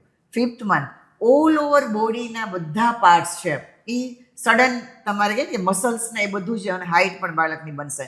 તો ત્યારે તમારે કેલ્શિયમ પણ એડ કરવાનું છે, આયર્ન પણ એડ કરવાનું છે. તો બહુ જ સિમ્પલ છે કે તમારી ડીશ છે એ વેરાયટી વાળી હોવી જોઈએ. કોઈ એક ફૂડ કે ઘણા એમ કે દૂધ લ્યો એવું જરૂરી નથી. દૂધ નથી ભાવતું તો કેલ્શિયમ માટે ઘણા રિસોર્સિસ આપણી પાસે છે. પણ વેરાયટીઝ એમાં હોવી જોઈએ જેમાં વિટામિન્સ પણ હોય, પ્રોટીન પણ હોય, થોડું કેલ્શિયમ પણ હોય, આયર્ન પણ હોય, અને એ ડિશ મસ્ટ બી ટેસ્ટી હોવી જોઈએ, એને ભાવવી જોઈએ. પ્રેગ્નન્ટ લેડીને સૌથી મોટો ઇશ્યુ શું હોય? 50% વસ્તુ ભાવતી ના હોય. હવે એમાં તમે એને ફોર્સ કરો, તારે રોટલી તો ખાવી જ પડશે, તારે દૂધ તો પીવું જ પડશે, તો એ વધારે ડિપ્રેસ થઈ જાય. એના કરતાં બેટર કે તમે એને વેરાયટી એવી રીતે બનાવી દો કે એમાં ન્યુટ્રિટિવ વેલ્યુ જે ફૂડમાં છે એ મેન્ટેન થાય. સિમ્પલ. એને પીઝા ખાવા છે તો તમે હેલ્ધી પીઝા પણ બનાવી શકો. એવું આમ ડિનાઈ જ નથી કરવાનું કે જંક ફૂડ નહીં, આ તો નથી જ ખાવાનું. અરે મલ્ટીગ્રેઇન બ્રેડ પણ આવે છે રાઈટ. તો ઓલવેઝ ફૂડ છે એ એન્જોયેબલ હોવું જોઈએ. આ તમારી વાત એકદમ સાચી છે. ફૂડમાં બાપરે એટલું બધું, મારે જ કચકચ કહું ને, ઓલી કચકચ કરતી હોય ને એવી છોકરી થઈ જાવ કે મને આ નથી ભાવતું ને ઓલું નથી ભાવતું, પણ લકીલી મારા ઘરે તો બધું જે ભાવે એ બની જાય છે, વાંધો નથી આવતો. બધાના ઘરે આવું નથી હોતું રાઈટ. અને નાની નાની વાતે નેગેટિવ જ્યારે મધરને કહેવામાં આવે છે કે અરે તારું બાળક તો બિલકુલ બરાબર નહીં બને, તે તો ક્યારેય દૂધ પીધું જ નથી, તો મધરને ગિલ્ટી ફીલ થાય. અગેઇન તમે ડરથી બાળકનો ગ્રોથ કરવાનું શરૂ કરી દો. એના કરતાં બેટર કે તને દૂધ નથી ભાવતું, તું બટર મિલ્ક લઈ લે, તું થોડું દહીં લઈ લે, તું પનીર લઈ લે, તો બેટર. બધું સરખું જ છે. તો આ રીતે થોડા ઓપ્શન આપવા જોઈએ. Exactly. As a mom to be મને કેવું થાય છે કે બધાને એવું હોય કે રસોડામાં જવું ના ગમે. મારે ઊંધું છે, મને આઈ લવ કુકિંગ, પણ મને એવું છે કે મને કોઈના હાથનું નથી ભાવતું. મને મારી મમ્મી બનાવી દે તો પણ નથી ભાવતું, મારી સાસુમાં બનાવી દે તો પણ નથી ભાવતું, તો મારે જાતે બનાવવું પડે, જેના લીધે હું વધારે ફ્રસ્ટ્રેટ થાઉં કે ભાઈ મારે જ બનાવવાનું અને મારે જ ખાવાનું. પણ મને ભાખરી અત્યારે બહુ વધારે ભાવે છે. એક્સ્ટ્રીમ આટલી ભાખરી મને ક્યારેય ભાવી જ નથી. બાકી બધું એઝ નોર્મલ બધું જાય છે. હવે એક એ વાત પણ કરી દઉં કે ઘણીવાર એવું થાય મધરને કે એમને ક્યારેય વસ્તુ ભાવતી જ નહોતી અને એ પ્રેગ્નન્સીમાં ભાવવા લાગે, તો એ બાળકની ઈચ્છા હોય. એટલે કે બાળક છે એ 4th મંથ પછી એમના ઇમોશન મધર દ્વારા વ્યક્ત કરે, અને એ અવસ્થાને કહેવાય છે દોરદ અવસ્થા. એટલે કે હવે માતા પાસે 2 હૃદય છે, એમના પણ ઇમોશન છે અને બાળકના ઇમોશન છે. તો આવી જ્યારે ઈચ્છા થાય છે ત્યારે માતાએ 100% સેટિસ્ફાઈડ કરવી જ પડે. એટલે કે એ વસ્તુ બાળકની ઈચ્છા છે એમ માની અને એમણે એ ખાવી જ પડે. પછી ભલે એ અનહેલ્ધી ફૂડ હોય તો પણ હેલ્ધીમાં કન્વર્ટ કરીને ખાવાની છે, અને એ બાળક સાથે કનેક્શન થાય છે પછી જ આ વસ્તુની એને ખબર પડે છે. ટ્રુ. મારી એક ફ્રેન્ડ છે એને ચોકલેટ બહુ ભાવે છે, એક ફ્રેન્ડ એને ચીલી બહુ ભાવે છે, બહુ તીખું ખાય છે. એ કે નથી મેં ક્યારે ખાધું છતાં પણ આટલું મન થાય છે. યસ. અને એવી કન્ડિશનમાં બાળકને સમજાવવાનું કે બહુ તીખું ખાવું સારું નથી, હું તને થોડું ગ્રીન ચીલી નાખી અને થોડું ખાવા માટે આપું છું, પણ એનાથી તમને હેબિટ સુધારવા માટેના પણ એક ઓપ્શન મળતા હોય છે. અને એ ત્યારે થાય છે કે મધર છે એ બાળક સાથે એકદમ ડીપલી કનેક્ટ થઈ જાય છે. પણ મેમ બેબીને ક્યાંથી ખબર હોય કે ભાખરી શું કહેવાય, ચીલી શું કહેવાય, ચોકલેટ, એ તો હજી જન્મો પણ નથી, છતાં પણ એને એટલા બધા ઓલું હોય કે એને ખાવું છે. એકચ્યુઅલી એવું હોય છે કે 5 years સુધી બાળક એક્સપ્રેસ નથી કરી શકતું, પણ અન્ડરસ્ટેન્ડિંગ તો આપણા કરતાં વધારે છે. એટલે બાળકને બધી જ ખબર છે, એ બોલી નથી શકતું કે આ ભાખરી છે, આ પરોઠું છે, આ તીખું છે, પણ એને ટેસ્ટની પણ ખબર છે. એમને એના ઇમોશન, ઇવન એવું કહેવાય છે કે 7th મંથ પછી તો બાળકના ઇમોશન એડલ્ટ જેવા હોય છે. એટલે કે એમને ક્યારેક ગમે છે, ક્યારેક નથી ગમતું, ક્યારેક મૂડ હોય છે, ક્યારેક મૂડ નથી હોતો, રાઈટ. તો આવા બધા ઇમોશનને આપણે ઇગ્નોર કરતા હોઈએ છીએ, બાકી એના ઇમોશન તો હોય જ છે. ઓકે. અને હવે આટલી બધી વાતો પછી હવેનો જે ક્વેશ્ચન કરવા માટે જાઉં છું, પ્લીઝ ઓડિયન્સ ધ્યાનથી સાંભળજો અને જોજો, કેમ કે ઘણી વખત એક પ્રેગ્નન્ટ લેડી માટે, મોમ ટુ બી માટે એવી ઘણી બધી વસ્તુઓ હોય છે કે જે અવોઇડ કરવાની હોય છે. એટલે લોકોની સારી એડવાઇસની સાથે, એટલે કે આ કરવું જોઈએ પણ એની સામે આ ન કરવું જોઈએ ને, એનું વધારે મોટું લિસ્ટ છે. તો એઝ અ ડૉક્ટર અને as a director of Redstone Ayurveda તમે ગર્ભ સંસ્કારને આટલી સારી રીતે સમજાવી શકો છો, તો હું તમને સ્પેશિયલી કહીશ કે એવી બધી જ મોમ ટુ બીને જણાવો અને એમના ફેમિલીને પણ જણાવો કે એવી કઈ એક્ટિવિટી છે કે જે પ્રેગ્નન્સી દરમિયાન ન કરવી જોઈએ. એકચ્યુઅલી સાચું કહું ને કાજલ, તો પ્રેગ્નન્સી છે ને એ એક ફિઝિયોલોજીકલ પ્રોસેસ છે. એને એટલું બધું સિરિયસલી પણ નથી લેવાની, તો બેદરકારી પણ નથી રાખવાની. એને સિમ્પલ કેર અને લવથી આપણે એ જર્નીને પાસ ઓન કરવી જોઈએ, રાઈટ. તો કોઈ એવા રૂલ્સ બધા માટે કોમન ના હોઈ શકે, પણ કદાચ એમની તાસીર પ્રમાણે કદાચ કંઈ નાના મોટા ચેન્જીસ ડૉક્ટર એને સલાહ સૂચન આપે છે, તો એ એમણે અવોઇડ કરવા જોઈએ. બાકી જો હેલ્ધી પ્રેગ્નન્ટ લેડી છે એમના માટે અવોઇડ કરવાવાળી જો વાત હોય તો બે જ વાત છે. એક છે સ્ટ્રેસ અને બીજું છે ઓવર થિંકિંગ. રાઈટ, કે આ બે વસ્તુ છે એ એમના બાળકના બ્રેઇનની પેટર્ન જ્યારે બને છે ત્યારે ન્યુરોલોજીકલ ડેમેજ ઘણીવાર એવું બધું થઈ જતું હોય છે કે બાળકના આઈક્યુ લેવલ ઉપર એની ઇફેક્ટ આવતી હોય છે અને એ કોઈ સીટી સ્કેન કે એમઆરઆઈમાં પણ નથી જાણવા મળતું. એટલા બધા ચેન્જીસ હોય છે કે જેનાથી બાળક છે એ લાઈફ ટાઈમ પ્રોપર બિહેવિયર પણ નથી કરી શકતું. તો આટલી મોટી રિસ્પોન્સિબિલિટી જ્યારે મધરની હોય ત્યારે એને બસ આટલું જ સિમ્પલ ધ્યાન રાખવાનું છે કે બસ એન્જોય કરો અને એન્જોય કરો. આ ટાઈમ પાછો નથી આવવાનો. એકચ્યુઅલમાં હવે કદાચ અત્યારે તો બધાને કેવું છે કે બસ એક બાળક એટલે બસ આટલું બહુ થઈ ગયું એમ, એટલે આ ટાઈમ કદાચ મારી પાસે પાછું નથી આવવાનો. ફરી પાછી હું મમ્મી બનું કે ના બનું આઈ ડોન્ટ નો, પણ અત્યારે જે છું એ હું ફીલ કરું છું. પણ એક એવી વાત છે જે પ્રેગ્નન્સી માટે થઈને હું કહેવા માંગીશ કે ચલો માં પ્રેગ્નન્ટ છે પણ એના મનસ્થિતિમાં શું ચાલે છે એને જ ખબર છે. નીંદર નથી આવતી, મૂડ સ્વિંગ્સ, એન્ઝાયટી, તો આવી ઘણી બધી વસ્તુઓ છે ને જે મગજમાં ભરેલી હોય છે. એમાં ઘણા ફેમિલીમાં મેં એવું પણ જોયું છે કે એને એમ કે ભાઈ વહેલું ઉઠવાનું રાખ, તું વહેલું ઉઠીશ તો તારું બાળક પણ વહેલું ઉઠશે. એના કારણે એને સ્લીપ સાયકલ એની ડિસ્ટર્બ થાય છે, એને સરખી ઊંઘ નથી થતી. તો આ પણ તમે લોકોને પ્લીઝ સમજાવો કે જો એની સ્લીપ સાયકલ બરાબર નથી તો એના મૂડ સ્વિંગ્સ થશે, એન્ઝાયટી, આ ઘણું બધું. આમાં શું એકચ્યુઅલમાં શું સિચ્યુએશન હોય છે મોમ ટુ બીની એ જણાવો. રાઈટ, પહેલાં તો આપણે મધર માટે કહીએ કે જે પ્રેગ્નન્ટ લેડી છે એમણે અલગ અલગ ટાઈમે અલગ અલગ પ્રકારના પ્રોબ્લેમ્સ આવશે અને પ્રેગ્નન્સીમાં બહાર દેખાતા જે ફેરફાર છે ને એના કરતાં અંદર ફેરફારો ઘણા છે કે જેના વિશે આપણને ખબર જ નથી. હાર્ટને ડબલ કામ કરવું પડે છે, લીવરને ડબલ કામ કરવું પડે છે, ઇવન આપણું માઇન્ડ છે એમાં પણ કેટલા બધા હોર્મોન ચેન્જીસને કારણે, સ્લીપ ડિસ્ટર્બન્સને કારણે આપણું ડેઇલી રૂટીન ચેન્જીસ થઈ જાય છે. તો પહેલાં આ બધી કન્ડિશનને મધર છે એ પ્રોપર ખાલી જુએ કે યસ મને આવું થાય છે. આ બાબતમાં એ વધારે સ્ટ્રેસ ના લે, કેમ કે એ જેટલું વધારે સ્ટ્રેસ લેશે એટલું સ્ટ્રેસ મલ્ટીપ્લાય થશે અને એને કારણે એના બીજા પ્રોબ્લેમ્સ વધશે. સેકન્ડ, કે બાળક આવવું એ ખાલી મધરની રિસ્પોન્સિબિલિટી નથી, એમાં ફાધરનો રોલ તો બહુ જ ઇમ્પોર્ટન્ટ છે કે એ એમની વાઈફની પૂરી કેર કરે, જે કન્ડિશન છે, જે કમ્પ્લેન છે એને પૂરેપૂરી સાંભળે અને જેટલી થઈ શકે એટલી એને હેલ્પ કરે. અને ત્રીજું છે ફેમિલીમાં પણ બેબી આવવાનું છે તો ફેમિલી મેમ્બર્સને પણ, અને આ સેન્ટેન્સ તો ક્યારેય ફેમિલી મેમ્બર્સમાં કોઈ મેમ્બર એવું ન બોલવું જોઈએ અમારી વખતે અમને આવું કંઈ નહોતું, તમને આવું થાય છે. કેમ કે એ વખત 25 વર્ષ જૂની વાતો કદાચ એમના સાસુ કે મમ્મી ભૂલી પણ ગયા હોય. જરૂરી નથી કે એ આપણને યાદ હોય કે એની પ્રેગ્નન્સીમાં એને શું થતું હતું. અને બધાની પ્રેગ્નન્સી અલગ અલગ પ્રેઝન્ટ થતી હોય તો કોઈને પ્રોબ્લેમ થાય, કોઈને ના પણ થાય. પણ જો ફેમિલી એને સપોર્ટ કરે કે હા તને આવો પ્રોબ્લેમ છે, કંઈ વાંધો નહીં, અમે તને ક્યાં હેલ્પ કરી શકીએ છીએ, તારાથી મોડું નથી ઉઠી શકાતું તો તું જ્યારે પણ ઉઠે છે ત્યારે તું એકદમ ફ્રેશ ફીલ કરે, એ અમારી પ્રાયોરિટી છે, બાકીના બધા કામ થઈ જશે. તો મધરને 9 મંથની જર્ની બહુ જ હેપી જતી હોય છે. અને એક ક્વેશ્ચન તે કર્યો કે શું મધર લેટ ઉઠે તો બેબી પણ લેટ જ ઉઠશે, એવા નેચરવાળું બનશે? તો ના, અમે એવા મધરને અમારા ક્લાસીસમાં એડવાઇસ આપતા હોઈએ છીએ કે તમે રિયાલિટી બાળકને કહો કે વહેલું ઉઠવું ખૂબ જરૂરી છે, પણ મમ્મા અત્યારે સ્ટ્રગલ કરી રહી છે, મમ્મા રાત્રે સૂઈ નથી શકતી. કેમ કે તમે વિચારો કે 3 કિલોનું બેબી લઈને સૂવું ઇઝી નથી. તો એવી કન્ડિશનમાં મમ્માને મોડું ઉઠવાનું ફરજ બને છે. તો એનો મતલબ એવો નથી કે વહેલું ઉઠવું સારું નથી.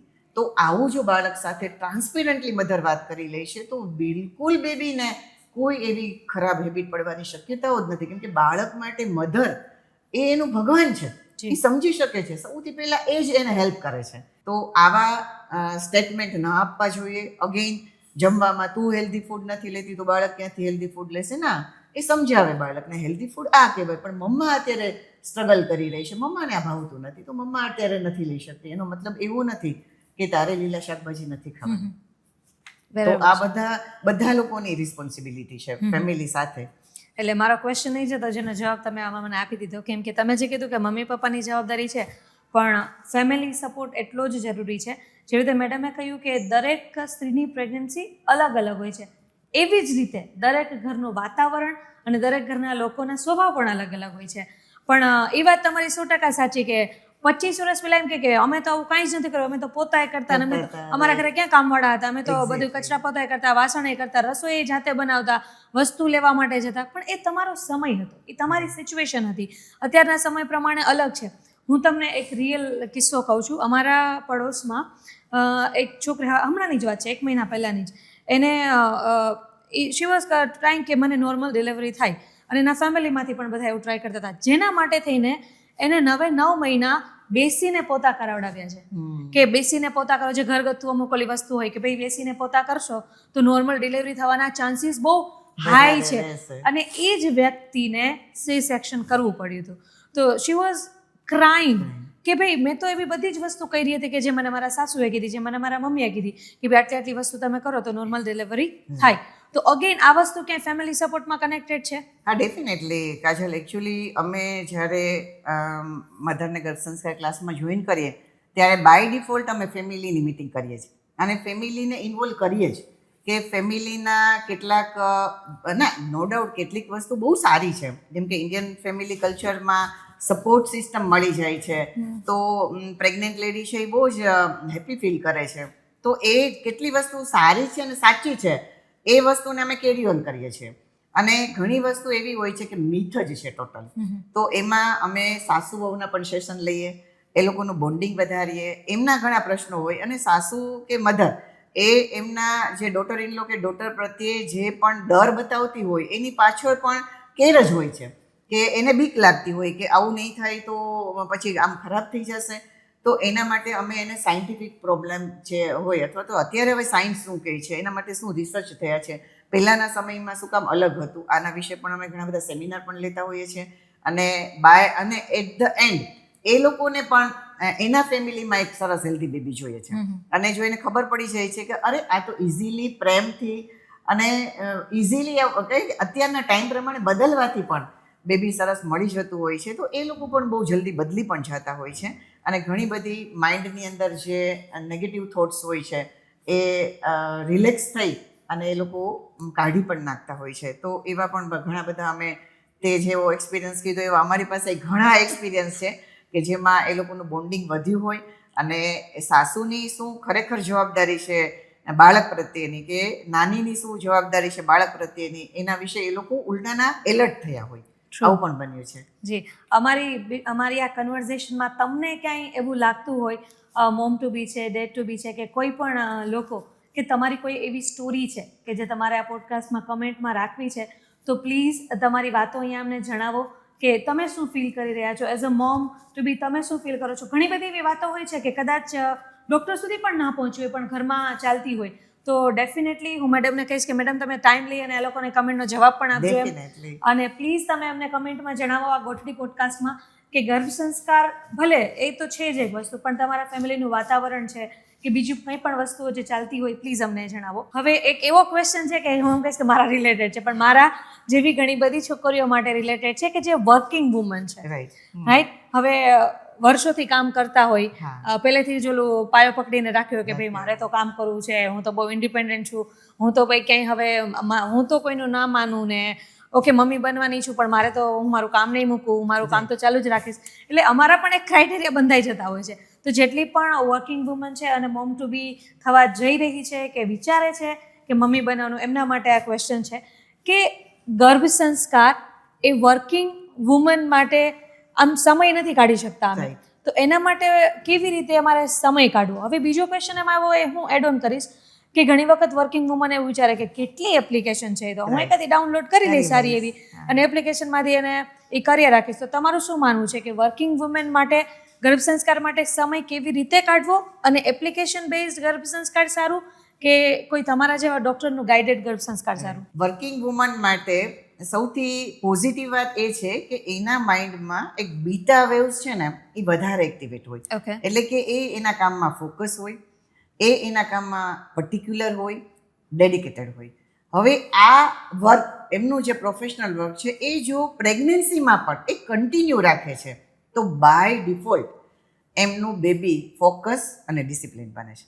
પણ પ્રોબ્લેમ ક્યાં થાય છે કે વર્કિંગ વુમનમાં આ બીટા વેવ્સ હોય છે ને એ હાઈલી એમ કહીએ કે એક્ટિવેટ થઈ જાય છે. એક્ટિવેટ શું કામે ખબર છે? કેમ કે એ કન્ટિન્યુ એનું ઓવર થિંકિંગ સ્ટાર્ટ કરે કે હવે મારા કામનું શું થશે, પછી પ્રેગ્નન્સી પછી ડિલિવરી પછી હું કામ કરી શકીશ કે નહીં.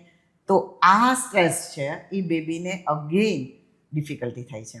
તો વર્કિંગ વુમન કદાચ ટાઈમ નથી કાઢી શકતી, ગર્ભ સંસ્કાર નથી કરી શકતી, તો એમણે સિમ્પલ જ કરવાનું છે. એમનું કામ હેપીલી થઈ શકે છે ત્યાં સુધી ફોકસ ડેડિકેટેડથી કરવાનું છે. અને જો આયુર્વેદિક ગર્ભ સંસ્કાર એક્સપર્ટનો એ ઓપિનિયન લઈ લે તો એનાથી એમના બાળકને એવા શું પોઈન્ટ સમજાવે કે જેના કારણે એની કરિયર ચાલુ રહે. એ બાળકને કઈ રીતના મેનેજેબલ, ટ્રેન્ડ અને બીજા કોઈ પાસે મૂકીને જવાના છે તો એની પાસે એ કઈ રીતના હેપીલી રહી શકશે, એના માટેની જે ટ્રેનિંગ આપવાની હોય ને એ અમે લોકો બહુ સારી રીતે આપી શકીએ. અને એના માટે એને ઝાઝો ટાઈમની જરૂર નથી. વીકલી એક વખત મળી લઈ, એમના જે ડેઇલી રૂટીન છે એ અમારી સાથે ડિસ્કસ કરે અને અમે એને જેમ કે મંત્ર ચેન્ટિંગ તમે આટલા વાગે કરજો, પ્રેયર તમે આટલા વાગે કરજો, તમે કામ કરતાં કરતાં આટલું પોઈન્ટ્સ એને સમજાવી દેજો. આવા પણ અમારી પાસે બહુ જ બધા ક્લાયન્ટ છે કે જે લોકો ગાયનેકોલોજીસ્ટ છે, જે ઇવન કલેક્ટર છે, જે લોકોની પાસે 24 અવર્સ વર્ક જ કરવાનું છે. પણ શું કરવાનું છે? સિમ્પલ સ્ટ્રેટેજી, બીજું કંઈ જ વધારે આમાં એવું નથી કે કાજલ તને 1 કલાક મળે ને તો જ સાચો ગર્ભ સંસ્કાર, રાઈટ? પણ તમારું જે વર્ક કરો છો એ તો બેસ્ટ ગર્ભ સંસ્કાર છે, પણ એને કઈ રીતે બાળક સુધી પહોંચાડવું એ તમને એક્સપર્ટ કહી શકે છે. હવે જેમ તમે કીધું એવી રીતે કે કોઈ કલેક્ટરની તમે વાત કરી કે ડોક્ટર છે, એવી રીતે એક્ટ્રેસ પણ છે, એક્ટ્રેસીસ છે, એ લોકો પણ પોતાની લાઈફને કન્ટિન્યુ કરે છે ને.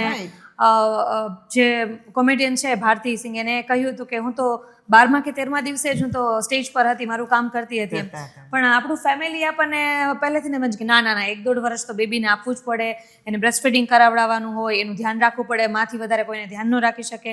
પણ એવા પેરેન્ટ્સને અને એવા ફેમિલીને પણ આ સમજવું જોઈએ કે એ પણ એક વ્યક્તિ છે જેને પોતાનું કરિયર મૂકી દીધું છે પોતાના બાળક માટે, તમારા જ પરિવારના વંશને આગળ વધારવા માટે. તો એને પણ તમારે થોડોક સપોર્ટ કરવો જોઈએ.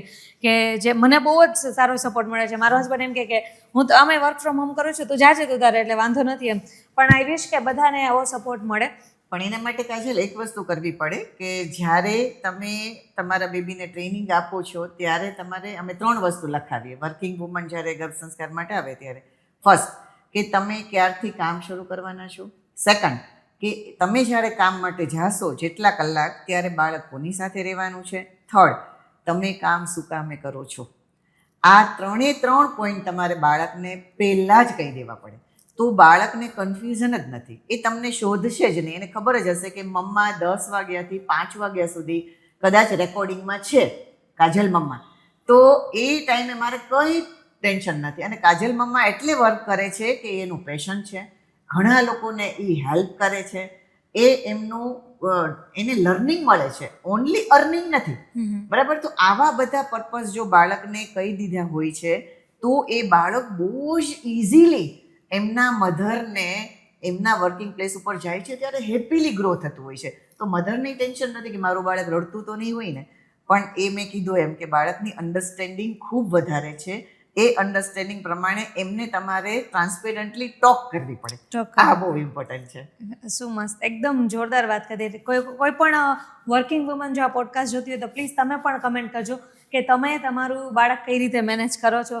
કેમ કે મમ્મીને કેવું હોય કે હું મારા બાળકને પૂરતો ટાઈમ તો આપીશ કે નહીં, એને પણ એવું વિચાર આવે. એટલે એને બધી રીતે એવું થાય કે ભાઈ મારે મારું કામ પણ કરવું છે, મારે મારા બાળક પર પણ ધ્યાન રાખવું છે અને ઘણી બધી બીજી વસ્તુઓ. હવે ઇન બિટવીન કેવું થતું હોય કે પેરેન્ટ્સની વચ્ચે આર્ગ્યુમેન્ટ બહુ વધી જાય પ્રેગ્નન્સી દરમિયાન. એટલે માને એવું હોય કે ભાઈ તું મારું ધ્યાન નથી રાખતો, તું મને સમય નથી આપતો, આમ છે તેમ છે. હવે એ તો બધાને ખબર જ છે કે જેવું તમે વાતાવરણ રાખો એવું બેબી પર અસર થાય. પણ પ્રતીક્ષા મેમ, જે રીતે તમે બધી વાત કરી, એમાં ઘણીવાર કેવું બનતું હોય કે જે પેરેન્ટ્સ ટુ બી છે, મમ્મી પપ્પા જે થવાના છે, એને ખબર હોય છે કે ભાઈ હવે વાઈફને એવું હોય કે ભાઈ આ તો મને ટાઈમ નથી આપતો, આ બહુ બધું બિઝનેસ કરે છે, તને તો કામમાં જ રુચિ છે એમ. પણ આવી ઘણી બધી બીજી પણ આર્ગ્યુમેન્ટ્સ થતી હોય છે. હવે એ વાત સાચી છે કે વાતાવરણની અસર બાળકને થાય, એ મારે નથી લોકોને કહેવું કે તમે આવી રીતે આર્ગ્યુમેન્ટ ના કરો. પણ આ પેરેન્ટ ટુ બી છે એ આર્ગ્યુમેન્ટ ના થાય એના માટે કોઈ એડવાઇસ આપો એ લોકોને. હા, એકચ્યુઅલી કાજલ એવું છે કે આપણી પૂરી લાઈફમાં આપણે જ્યારથી જન્મીએ છીએ અને આપણે જ્યાં સુધી જીવીએ છીએ ત્યાં સુધી એકચ્યુઅલી આયુર્વેદમાં એક સરસ નિયમ બતાવ્યો છે કે તમારી લાઈફના 4 પાયા એ તમારે બેલેન્સ કરીને રાખવા પડે, જેમાં personal life, professional life, couple life અને ફેમિલી લાઈફ. તો એવું ક્યારેય હોતું જ નથી કે અમુક સમયમાં તમારું જેમ કે કરિયર બનાવવાનું છે કે તમારું અર્નિંગ કરવાનું છે, એ પાયાને તમે એકદમ લાંબો ખેંચી નાખો, એને કારણે તમારું couple life, professional life, personal life આ બધું કોમ્પ્રોમાઇઝ થવા લાગે, તો એ બેસ્ટ છે. પેલા કમાઈ લઈએ પછી જ આપણે બધું હેપીલી લાઈફને જીવી શકશું. તો અગેઇન તમે એક પાયાને ખેંચો છો, દેટ મીન્સ બીજા 3 પાયાને તમે કોમ્પ્રોમાઇઝ કરો છો. તો હસબન્ડ જે પણ બહુ જ વર્કિંગ હોય, એની પાસે કેરિયરને લઈને એના બાળક માટે કે વાઈફ માટે ટાઈમ ના હોય, એમણે પણ મિનિમમ 1 hour એવું રાખવાનું કે જો લેડી પ્રેગ્નન્ટ છે તો એમના બેબી સાથે ટોક કરવી અને એમને પૂરેપૂરું એને જે પણ બાળક માટે જે ક્વોલિટી જોઈએ છે એનું નોલેજ આપવું.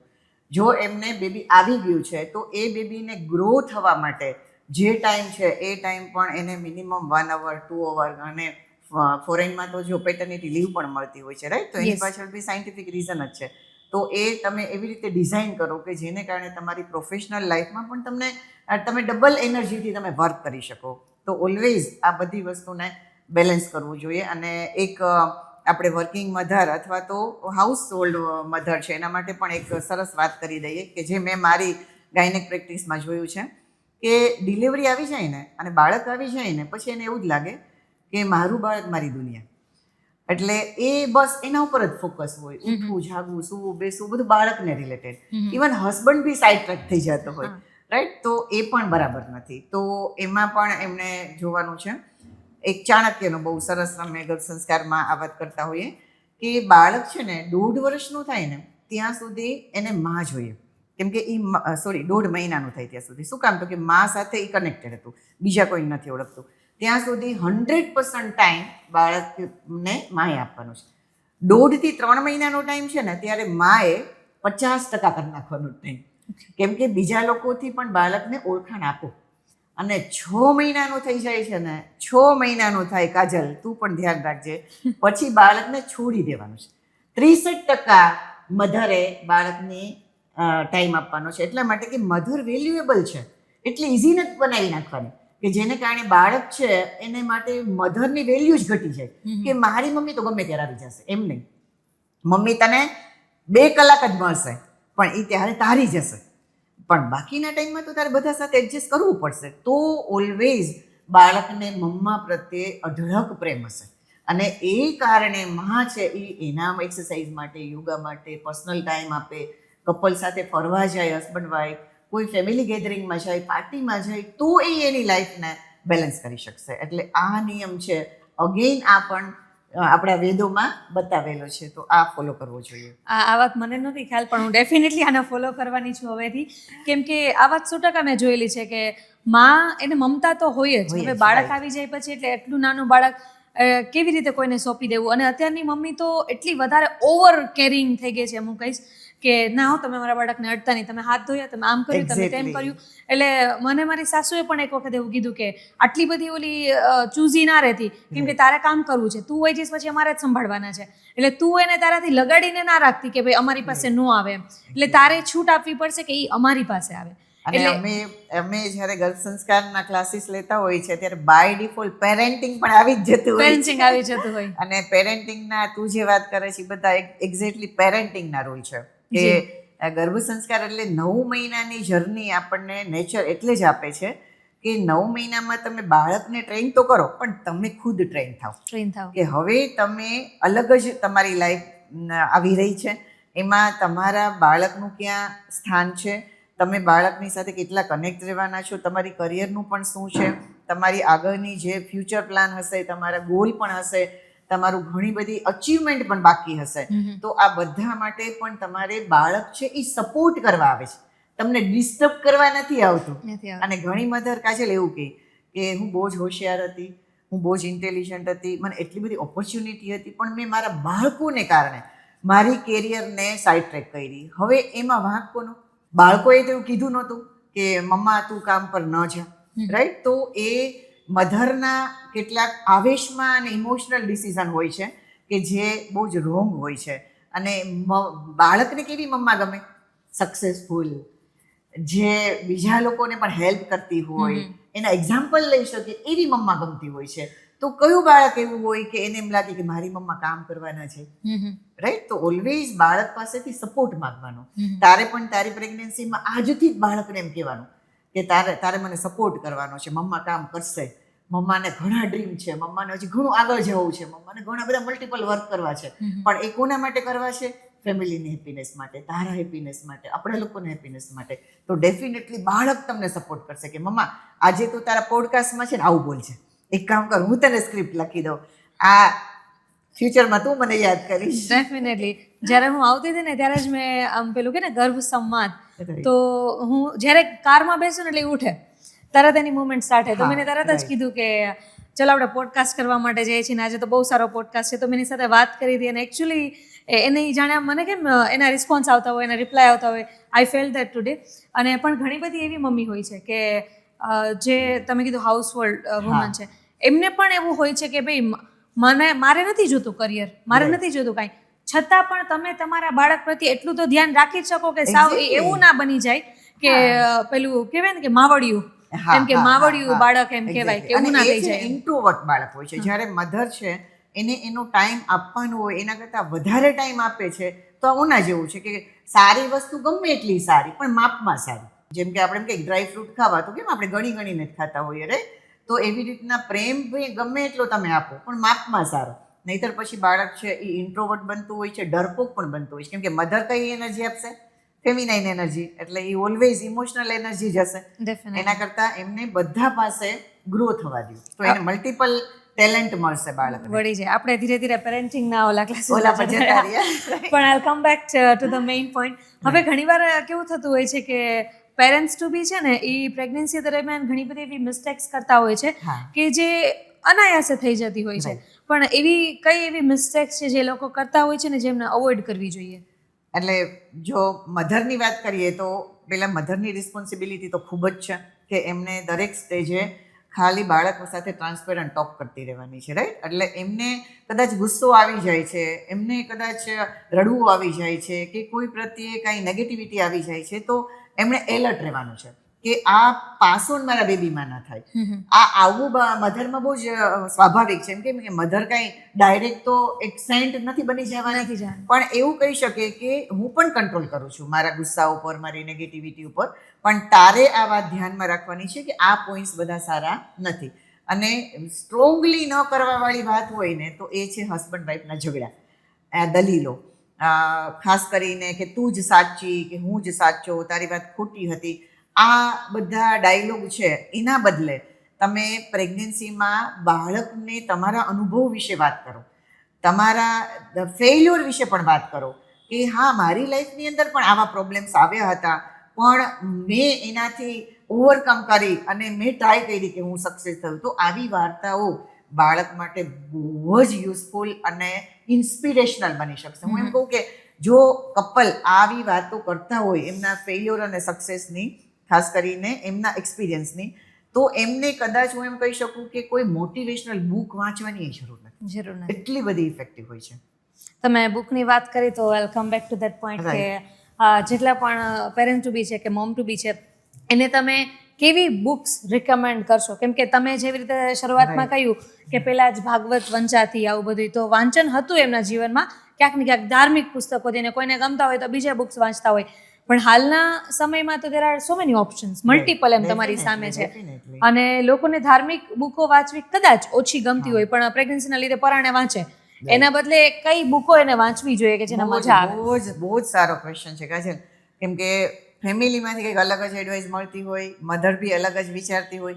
હું પર્સનલી જ્યારે અમારા ગર્ભ સંસ્કારમાં આવતા બહેનો મને જ્યારે બુક્સનું પૂછે ત્યારે હું પર્સનલી જે એડવાઇસ આપું છું એ હું આજે શેર કરું કે હું ઓલવેઝ એમ કહું કે બુક વાંચવાનો એક પર્પઝ હોવો જોઈએ કે તમે આ બુક રીડિંગથી બાળકની કઈ ક્વોલિટી ડેવલપ કરવા માંગો છો. એક્ઝામ્પલ, ભગવદ્ ગીતા એટલે વાંચવી જોઈએ કે rules and regulation of human being 100% Bhagavad ગીતામાં આવી જાય છે, પણ એ તમારે બધા રૂલ્સ, ભલે તમે બધા શ્લોક ન વાંચો, 700 શ્લોક છે એમ ગાય નથી નાખવાની, પણ તમને સારા લાગ્યા એવા તમે 15-20 શ્લોકને તમે ખાલી અલગ પાડ્યા અને એ રૂલ્સ બાળકને કહી દો કે ભાઈ સાચું તો કામ કરવું જ પડશે, કામ કરીશ એવું જ તને ફળ મળશે. આવા શ્લોકનું ઇન્ટરપ્રિટેશન કરી અને એના ગુણ વિશે સમજાવવું એ ભગવદ્ ગીતા વાંચવાનું.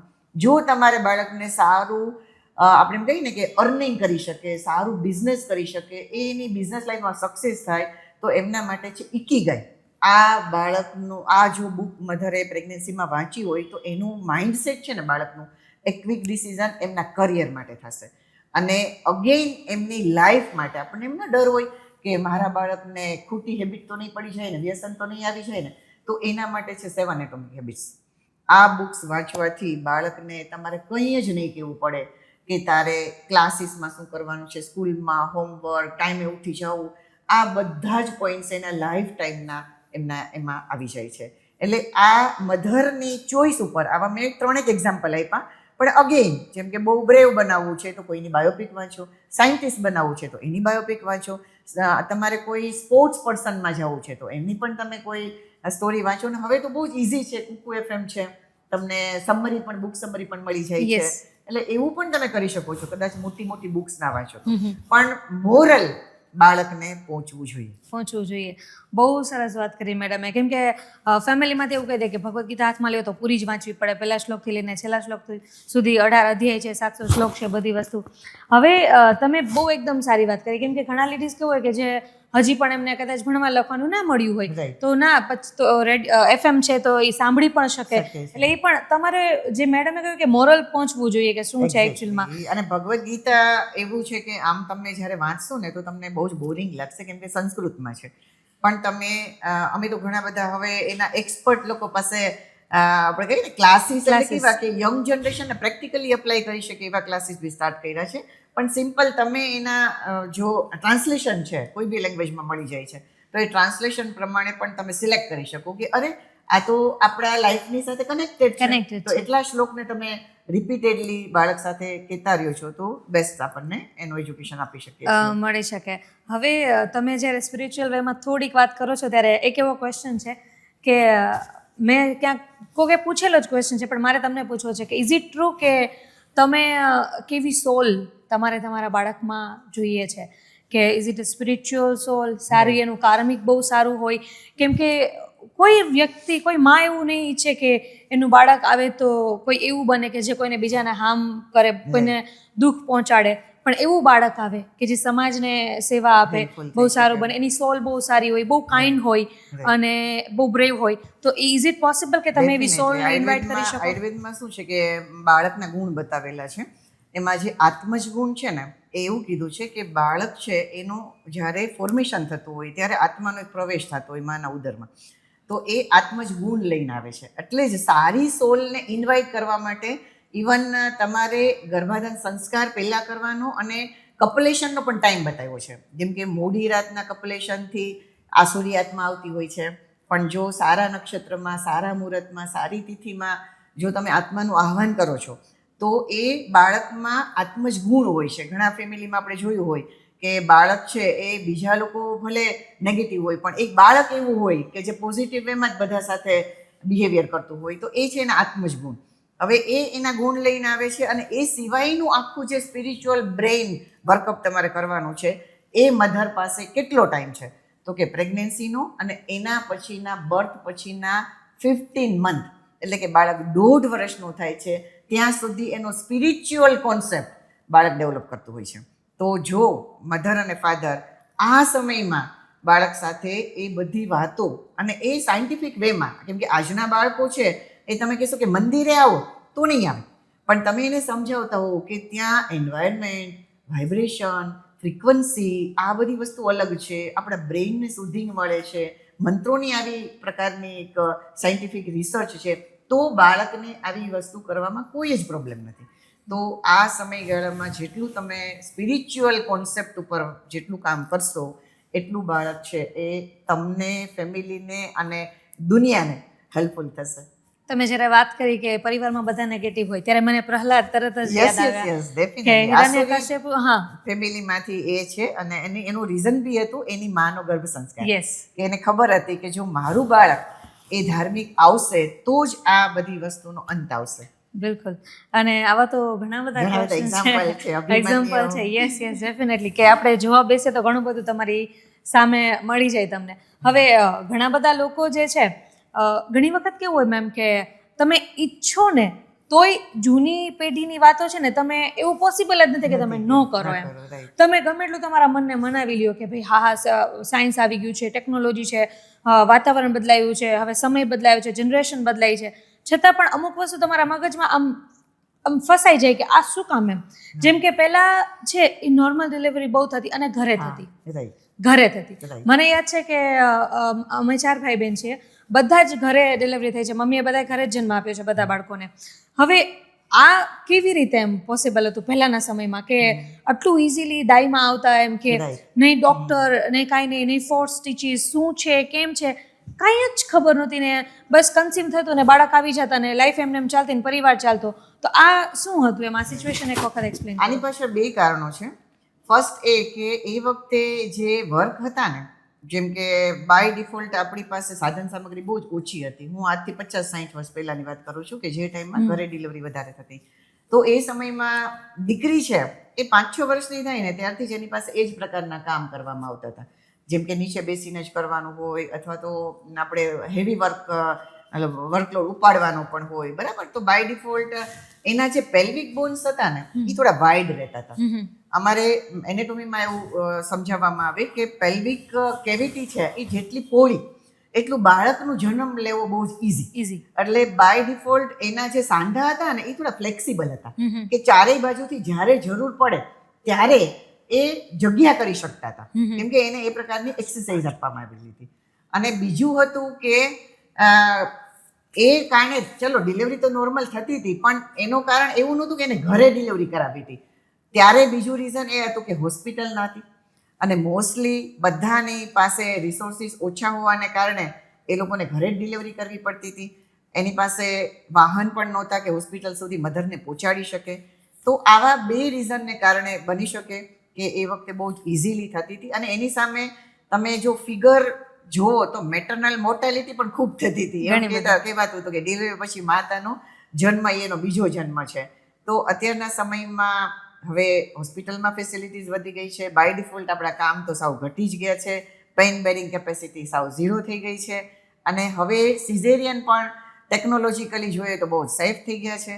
ડિલિવરી પણ હવે 1 કે 2 જ આપણે કરવાની હોય છે. તો આવા બધા રિસોર્સિસનું જ્યારે કોમ્બિનેશન થાય છે ત્યારે ઘણી વખત ટાઈમ પ્રમાણે હેલ્થમાં પણ ઘણા બધા ચેન્જીસ આવતા હોય છે. જી બિલકુલ.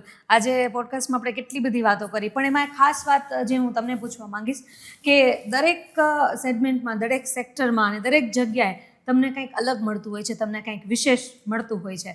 તો as a director of Redstone Ayurveda, કે જ્યાં તમે આટલો સુંદર મજાનો સરસ ગર્ભ સંસ્કારનો કોર્સ જે મોમ ટુ બી છે એને આપી રહ્યા છો કે એમનું બાળક, એમનું ડ્રીમ ચાઇલ્ડ એમને મળે, તો એના માટે થઈને મારે તમને પૂછવું છે અને બધા લોકોને જણાવો કે રેડસ્ટોન આયુર્વેદા શું કામ સ્પેશિયલ છે અને શું કામ બધાથી ડિફરન્ટ છે? ફર્સ્ટ એ કે મારું એજ્યુકેશન આયુર્વેદમાં છે, એટલે આયુર્વેદના કોન્સેપ્ટને તે જેમ ઇન્ટ્રોડક્શનમાં કીધું કે હું ગોલ્ડ મેડાલિસ્ટ છું, એટલે આયુર્વેદનું ખૂબ જ આમ કહીએ ને કે ડીપમાં અમે નોલેજ લીધેલું છે અને મારો એકદમ જ શોખનો વિષય. એની સાથે મારી જે 25 વર્ષની કેરિયર છે એ મારી મેટર્નિટી પ્રેક્ટિસમાં પણ મારા હસબન્ડ સાથે હતી. એટલે રેડસ્ટોનમાં જે અમે સિલેબસ ગર્ભ સંસ્કારના બનાવ્યા છે એ સાયન્સ અને સ્પિરિચ્યુઅલ અને ખાસ કરીને આપણું ટ્રેડિશનલ સાયન્સ, આનું જે કોમ્બિનેશન છે એ કદાચ બીજે ક્યાંય કદાચ ના જોવા મળે.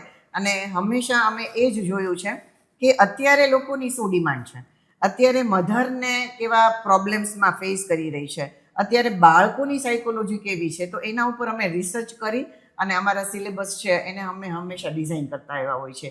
એટલે તે જેમ વાત કરી કે વર્કિંગ વુમનનો સિલેબસ અલગ હોય, કોઈ આઈક્યુ લેવલ બહુ હાઈ છે તો એનો પણ સિલેબસ અલગ હોય, કોઈને અલગ જ બેબી જોઈએ છે તો એનો પણ સિલેબસ હોય. ધેટ મીન્સ કે કસ્ટમાઇઝ સિલેબસ સાથે ડિઝાયર બેબી આપવું એ રેડસ્ટોનનો સ્પેશિયલ મોટો છે.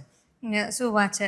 જેટલી રીતે આપણે બધી વાત કરી અને રેડસ્ટોન માટે, કેમ કે મેં પણ 1-2 વખત વિઝિટ કરેલી છે, તમે લિટરલી રેડસ્ટોનમાં જાઓ એટલે ઘણી વખત મને એવું લાગે કે મમ્મી જે મોમ ટુ બી છે એને બહુ વધારે પ્રેમ જોઈએ, વહાલ જોઈએ, સપોર્ટની સાથે સાથે આ Exactly, બધી કે વસ્તુ છે. જોઈએ. અને રેસ્ટોરન્ટમાં એ પણ મળે છે. Exactly. તમે જાઓ એટલે મસ્ત તમે હેર વોશ કરાવવા બેસી જાઓ, હા. મસ્ત એકદમ આનંદથી રહ્યો.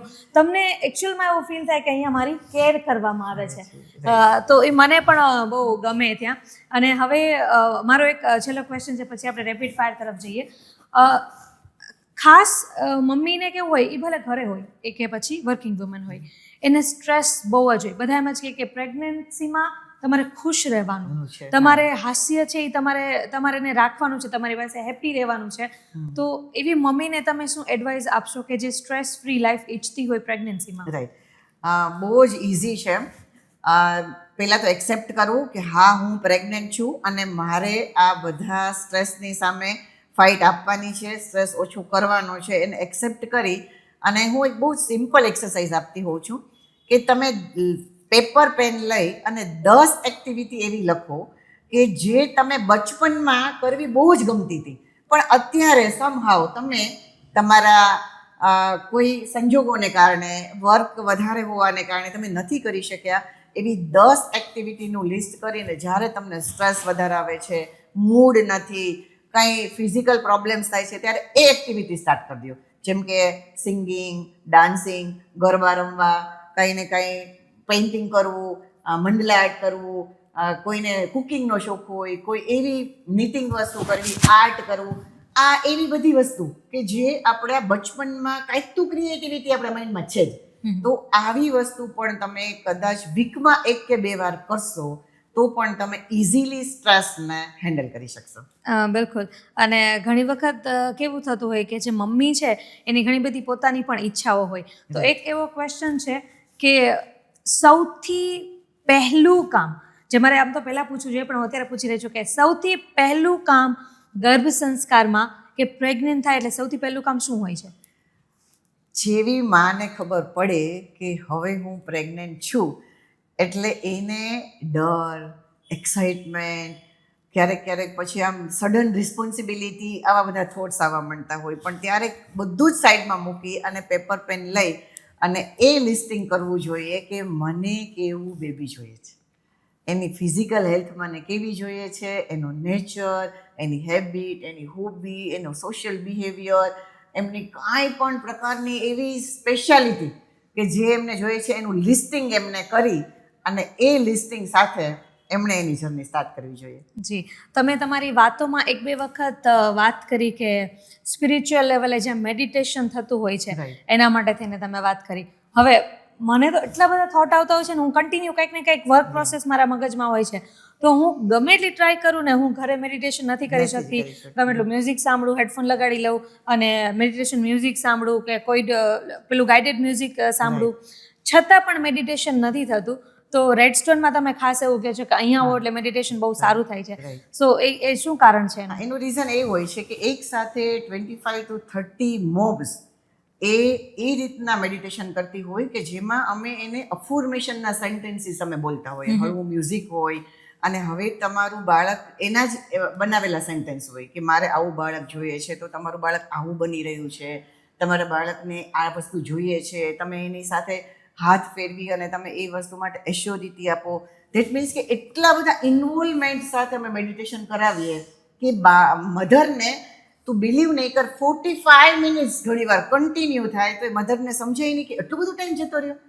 પણ એમાં બધું કોમ્બિનેશન હોય છે કે એના ઇમોશન, એમની જે લખેલી વાતો અને સાથે મ્યુઝિક. તો જ્યારે કોઈ ગાઈડેડ મેડિટેશન એક્સપર્ટ લોકો દ્વારા કરાવવામાં આવતું હોય છે તો ત્યારે મધરની બ્રેઇનની આલ્ફા સ્ટેટ ક્રિએટ થતી હોય છે કે જ્યાં એના વેવ્સ હોય ને સાવ સ્થિર થઈ જાય. હર્ટ્ઝમાં તમે આપો તો 0 to 4 હર્ટ્ઝમાં આવી જતું હોય. તો એ કન્ડિશન જો લાંબો ટાઈમ રહે તો એનાથી બાળકના બ્રેઇનની અંદર જે આપણે જોઈએ ને કે બાળક મને શાંત અને ક્રિએટિવ અને ઓર્ગેનાઇઝ જોઈએ, મને આમ મેનેજેબલ જોઈએ, તો એવું બાળકનો નેચર બની શકતો હોય છે. સો દેટ્સ ઇટ. અમારા બધા વ્યુઅર્સને કહેવાનું કે જે લાંબા ક્વેશ્ચન અને લાંબા જવાબો અહીંયા પૂરા થાય છે પ્રતીક્ષા મેડમ તરફથી પણ અને મારા તરફથી પણ. But now I have few rapid fire rounds. તમને જેમ કે બધાને ખબર જ છે કે બસ હું તમને ક્વેશ્ચન કરું છું ને તમારે આન્સર કરવાના છે. સો લેટ્સ સી કે આ રેપિડ ફાયરના તમે પણ શું જવાબ આપો છો. તમે ત્યાં આપજો, અહીંયા પ્રતીક્ષા મેડમ જવાબ આપે છે. So are ready for that madam? Yes. Okay. So rapid ફાયરનો મારો ફર્સ્ટ ક્વેશ્ચન છે કે એવી કઈ હેબિટ છે કે જે પ્રેગ્નન્ટ લેડીએ એની પ્રેગ્નન્સીના ફર્સ્ટ ડેથી સ્ટાર્ટ કરી દેવી જોઈએ? સુવા ટાઈમે મોબાઈલ યુઝ ના કરો.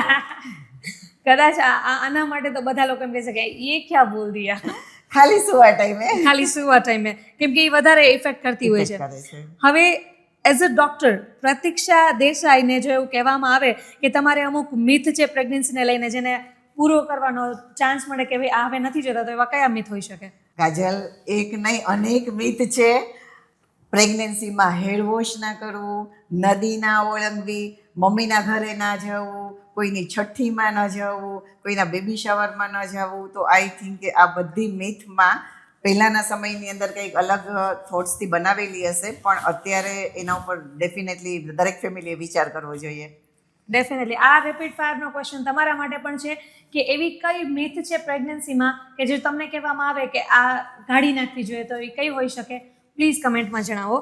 Next rapid fire question is કે એવું કયું ફૂડ છે જે તમે ઓલવેઝ પ્રેગ્નન્સીમાં રેકમેન્ડ કરો? ફ્રેશ ફ્રૂટ, સિઝનલ અને ગ્રીન વેજીટેબલ્સ. યસ. અને એવી કઈ એક એવી વસ્તુ છે જે પિતાએ ક્યારેય ઇગ્નોર ન કરવી જોઈએ? 5 મહિનાની પ્રેગ્નન્સી પછીથી બેબી ટોક કરવાનું ક્યારેય મિસ ના કરવું જોઈએ. અને last rapid fire round question that is કે હેલ્ધી પ્રેગ્નન્સી માટે એક એવી ડેઇલી પ્રેક્ટિસ. રાત્રે ટાઈમસર સૂઈ જવું. ઓહ, એ તો બહુ ડિફિકલ્ટ હશે, કેમ કે રાત્રે પહેલા તમે એવું કીધું કે ફોન નહીં જોવાનું, એટલે પહેલા ફોન તો હાથમાં જોઈએ, એટલે એ હશે તો સુવાશે પણ નહીં. એટલે પહેલો અને છેલ્લો રેપિડ ફાયરનો રાઉન્ડનો ક્વેશ્ચન કનેક્ટેડ હતો, પણ પ્લીઝ તમે એને જોજો કે એ તમે ના કરતા, ફોન ના જોવો અને શાંતિથી સૂઈ જજો. But thank you so much doctor Pratiksha Desai. બહુ જ મજા આવી તમારી સાથે. આ બધા ક્વેશ્ચનના જે જવાબ મને મળ્યા છે, ખરેખર બહુ મજા આવી. ઘણી બધી નવી વાતો જાણવા મળી. અને અમારા બધા વ્યુઅર્સને કહીશ થેન્ક યુ સો મચ અમારા સુધી એટલું કનેક્ટ રહેવા માટે, કેમ કે ગર્ભ સંસ્કારને લઈને હજી પણ ઘણા બધા તમને ક્વેશ્ચન હશે ને હશે જ. તો હું તમને રિક્વેસ્ટ કરું છું, વિનંતી કરું છું કે તમને એવું લાગતું હોય કે કોઈ ક્વેશ્ચન બાકી રહી ગયા છે, તો પ્રતીક્ષા મેમ અહીંયા જ બેઠા છે, તમે પૂછો ક્વેશ્ચન કમેન્ટ્સમાં, ઓકે? અને હું ડેફિનેટલી મેમને કહીશ કે મેમ આવો કોઈ ક્વેશ્ચન આવ્યો છે, પ્લીઝ ચાલો આપણે એનો આન્સર આપણે કમેન્ટમાં કરીએ. અને તમારી પાસે આટલું મોટું યુટ્યુબ પ્લેટફોર્મ છે, પ્લીઝ કમેન્ટ કરો. અમારા ઇન્સ્ટાગ્રામમાં ગોઠડી પેજમાં તમે જાઓ, આ રાજકોટના પેજમાં પણ તમે જાઓ, ક્યાંય પણ તમને આ રીલ જોવા મળે પ્રતીક્ષા મેડમ અને કાજલની સાથે કે ગર્ભ સંસ્કારને લઈને કંઈક છે, તો પ્લીઝ ત્યાં કમેન્ટ કરો. અમે જવાબ આપવા માટે તૈયાર છીએ. મેમ તમારે કંઈ કહેવું છે અમારા વ્યુઅર્સને? ના, થેન્ક યુ કાજલ. ઘણા બધા ઇન્ટરવ્યૂઝમાં આપેલા છે, પણ આજનું આપણું ગોઠડી પોડકાસ્ટ એટલે અલગ છે કે તું જ ટુ બી મોમ છે અને તારા ઘણા ક્વેશ્ચન એવા હતા કે મોસ્ટ ઓફ વર્કિંગ લેડી અથવા તો ભલે હાઉસ હોલ્ડ વર્ક કરે છે એ લોકો માટે પણ કદાચ કોમન જ હશે. તો આજે તારી સાથે વાત કરવાની મને એટલે વધારે મજા આવી કે આજે સાક્ષાત એ જ વ્યક્તિ એન્કરિંગમાં હતી કે જે ઘણા બધા પ્રશ્નોનો સામનો કરી રહી હતી. અને ડેફિનેટલી આપણે જે લોકોને કંઈ ક્વેશ્ચન હશે તો આન્સર આપવા માટે કમિટેડ છીએ. અને હંમેશા આપણે ગર્ભ સંસ્કાર થ્રુ અને પેરેન્ટિંગ થ્રુ આપણે એક નવી જનરેશન, એક નવું ભારત અને એક નવી પેઢી બનવા માટે આપણે લોકો સૌ કટિબદ્ધ છીએ. Thank you so much ma'am, thank you so much અમારા ગોઠડી પોડકાસ્ટના મહેમાન બનવા માટે અને આટલી બધી ઇન્ફોર્મેશન શેર કરવા માટે. So that's it everybody. Gothadi podcast by R રાજકોટમાં તમે બધાએ આજે જેટલું પણ સાંભળ્યું તમને બહુ જ મજા આવી હશે. ટુ બી મોમના ફર્સ્ટ ટ્રાઇમેસ્ટરથી લઈને સેકન્ડ અને થર્ડ ટ્રાઇમેસ્ટરમાં પ્લીઝ તમારું બહુ જ ધ્યાન રાખો. અને યસ દેટ ટુ બી તમે ધ્યાન રાખો જે મમ્મી બનવા જઈ રહી છે. અને ફેમિલી સપોર્ટ જે મેં વાત કરી હતી બહુ જ જરૂરી છે, બહુ જ ધ્યાન રાખો. અને એક મિરેકલ તમારી લાઈફમાં થવા જઈ રહ્યો છે એને તમે દિલથી, પ્રેમથી, વહાલથી માણો, એન્જોય કરો. અને એ જ્યારે ફર્સ્ટ ડેથી લઈને એ ક્યારે મોટું થઈ જશે તમને ખબર નહીં પડે. તો એ એક એક દિવસને એક એક મોમેન્ટને તમે તમારા દિલમાં વસાવો, એ મેમરીઝને તમે ક્રિએટ કરો અને આ પેરેન્ટહુડની જર્નીને તમે મસ્ત એન્જોય કરો. અને ગર્ભ સંસ્કારને તમે જો એવું ઈચ્છતા હોય કે તમારા જીવનમાં બહુ જરૂરી છે બાળક માટે, તો પ્લીઝ રેડસ્ટોન આયુર્વેદા જે છે, જે ગર્ભ સંસ્કાર માટે રાજકોટની એક નીવ લઈને આવ્યા છે, જરૂરથી વિઝિટ કરજો. અને ત્યાં સુધી હવે આપણે નવા ગેસ્ટ માટે રાહ જોઈએ અને મળતા રહીશું ગોઠડી પોડકાસ્ટમાં. નમસ્કાર.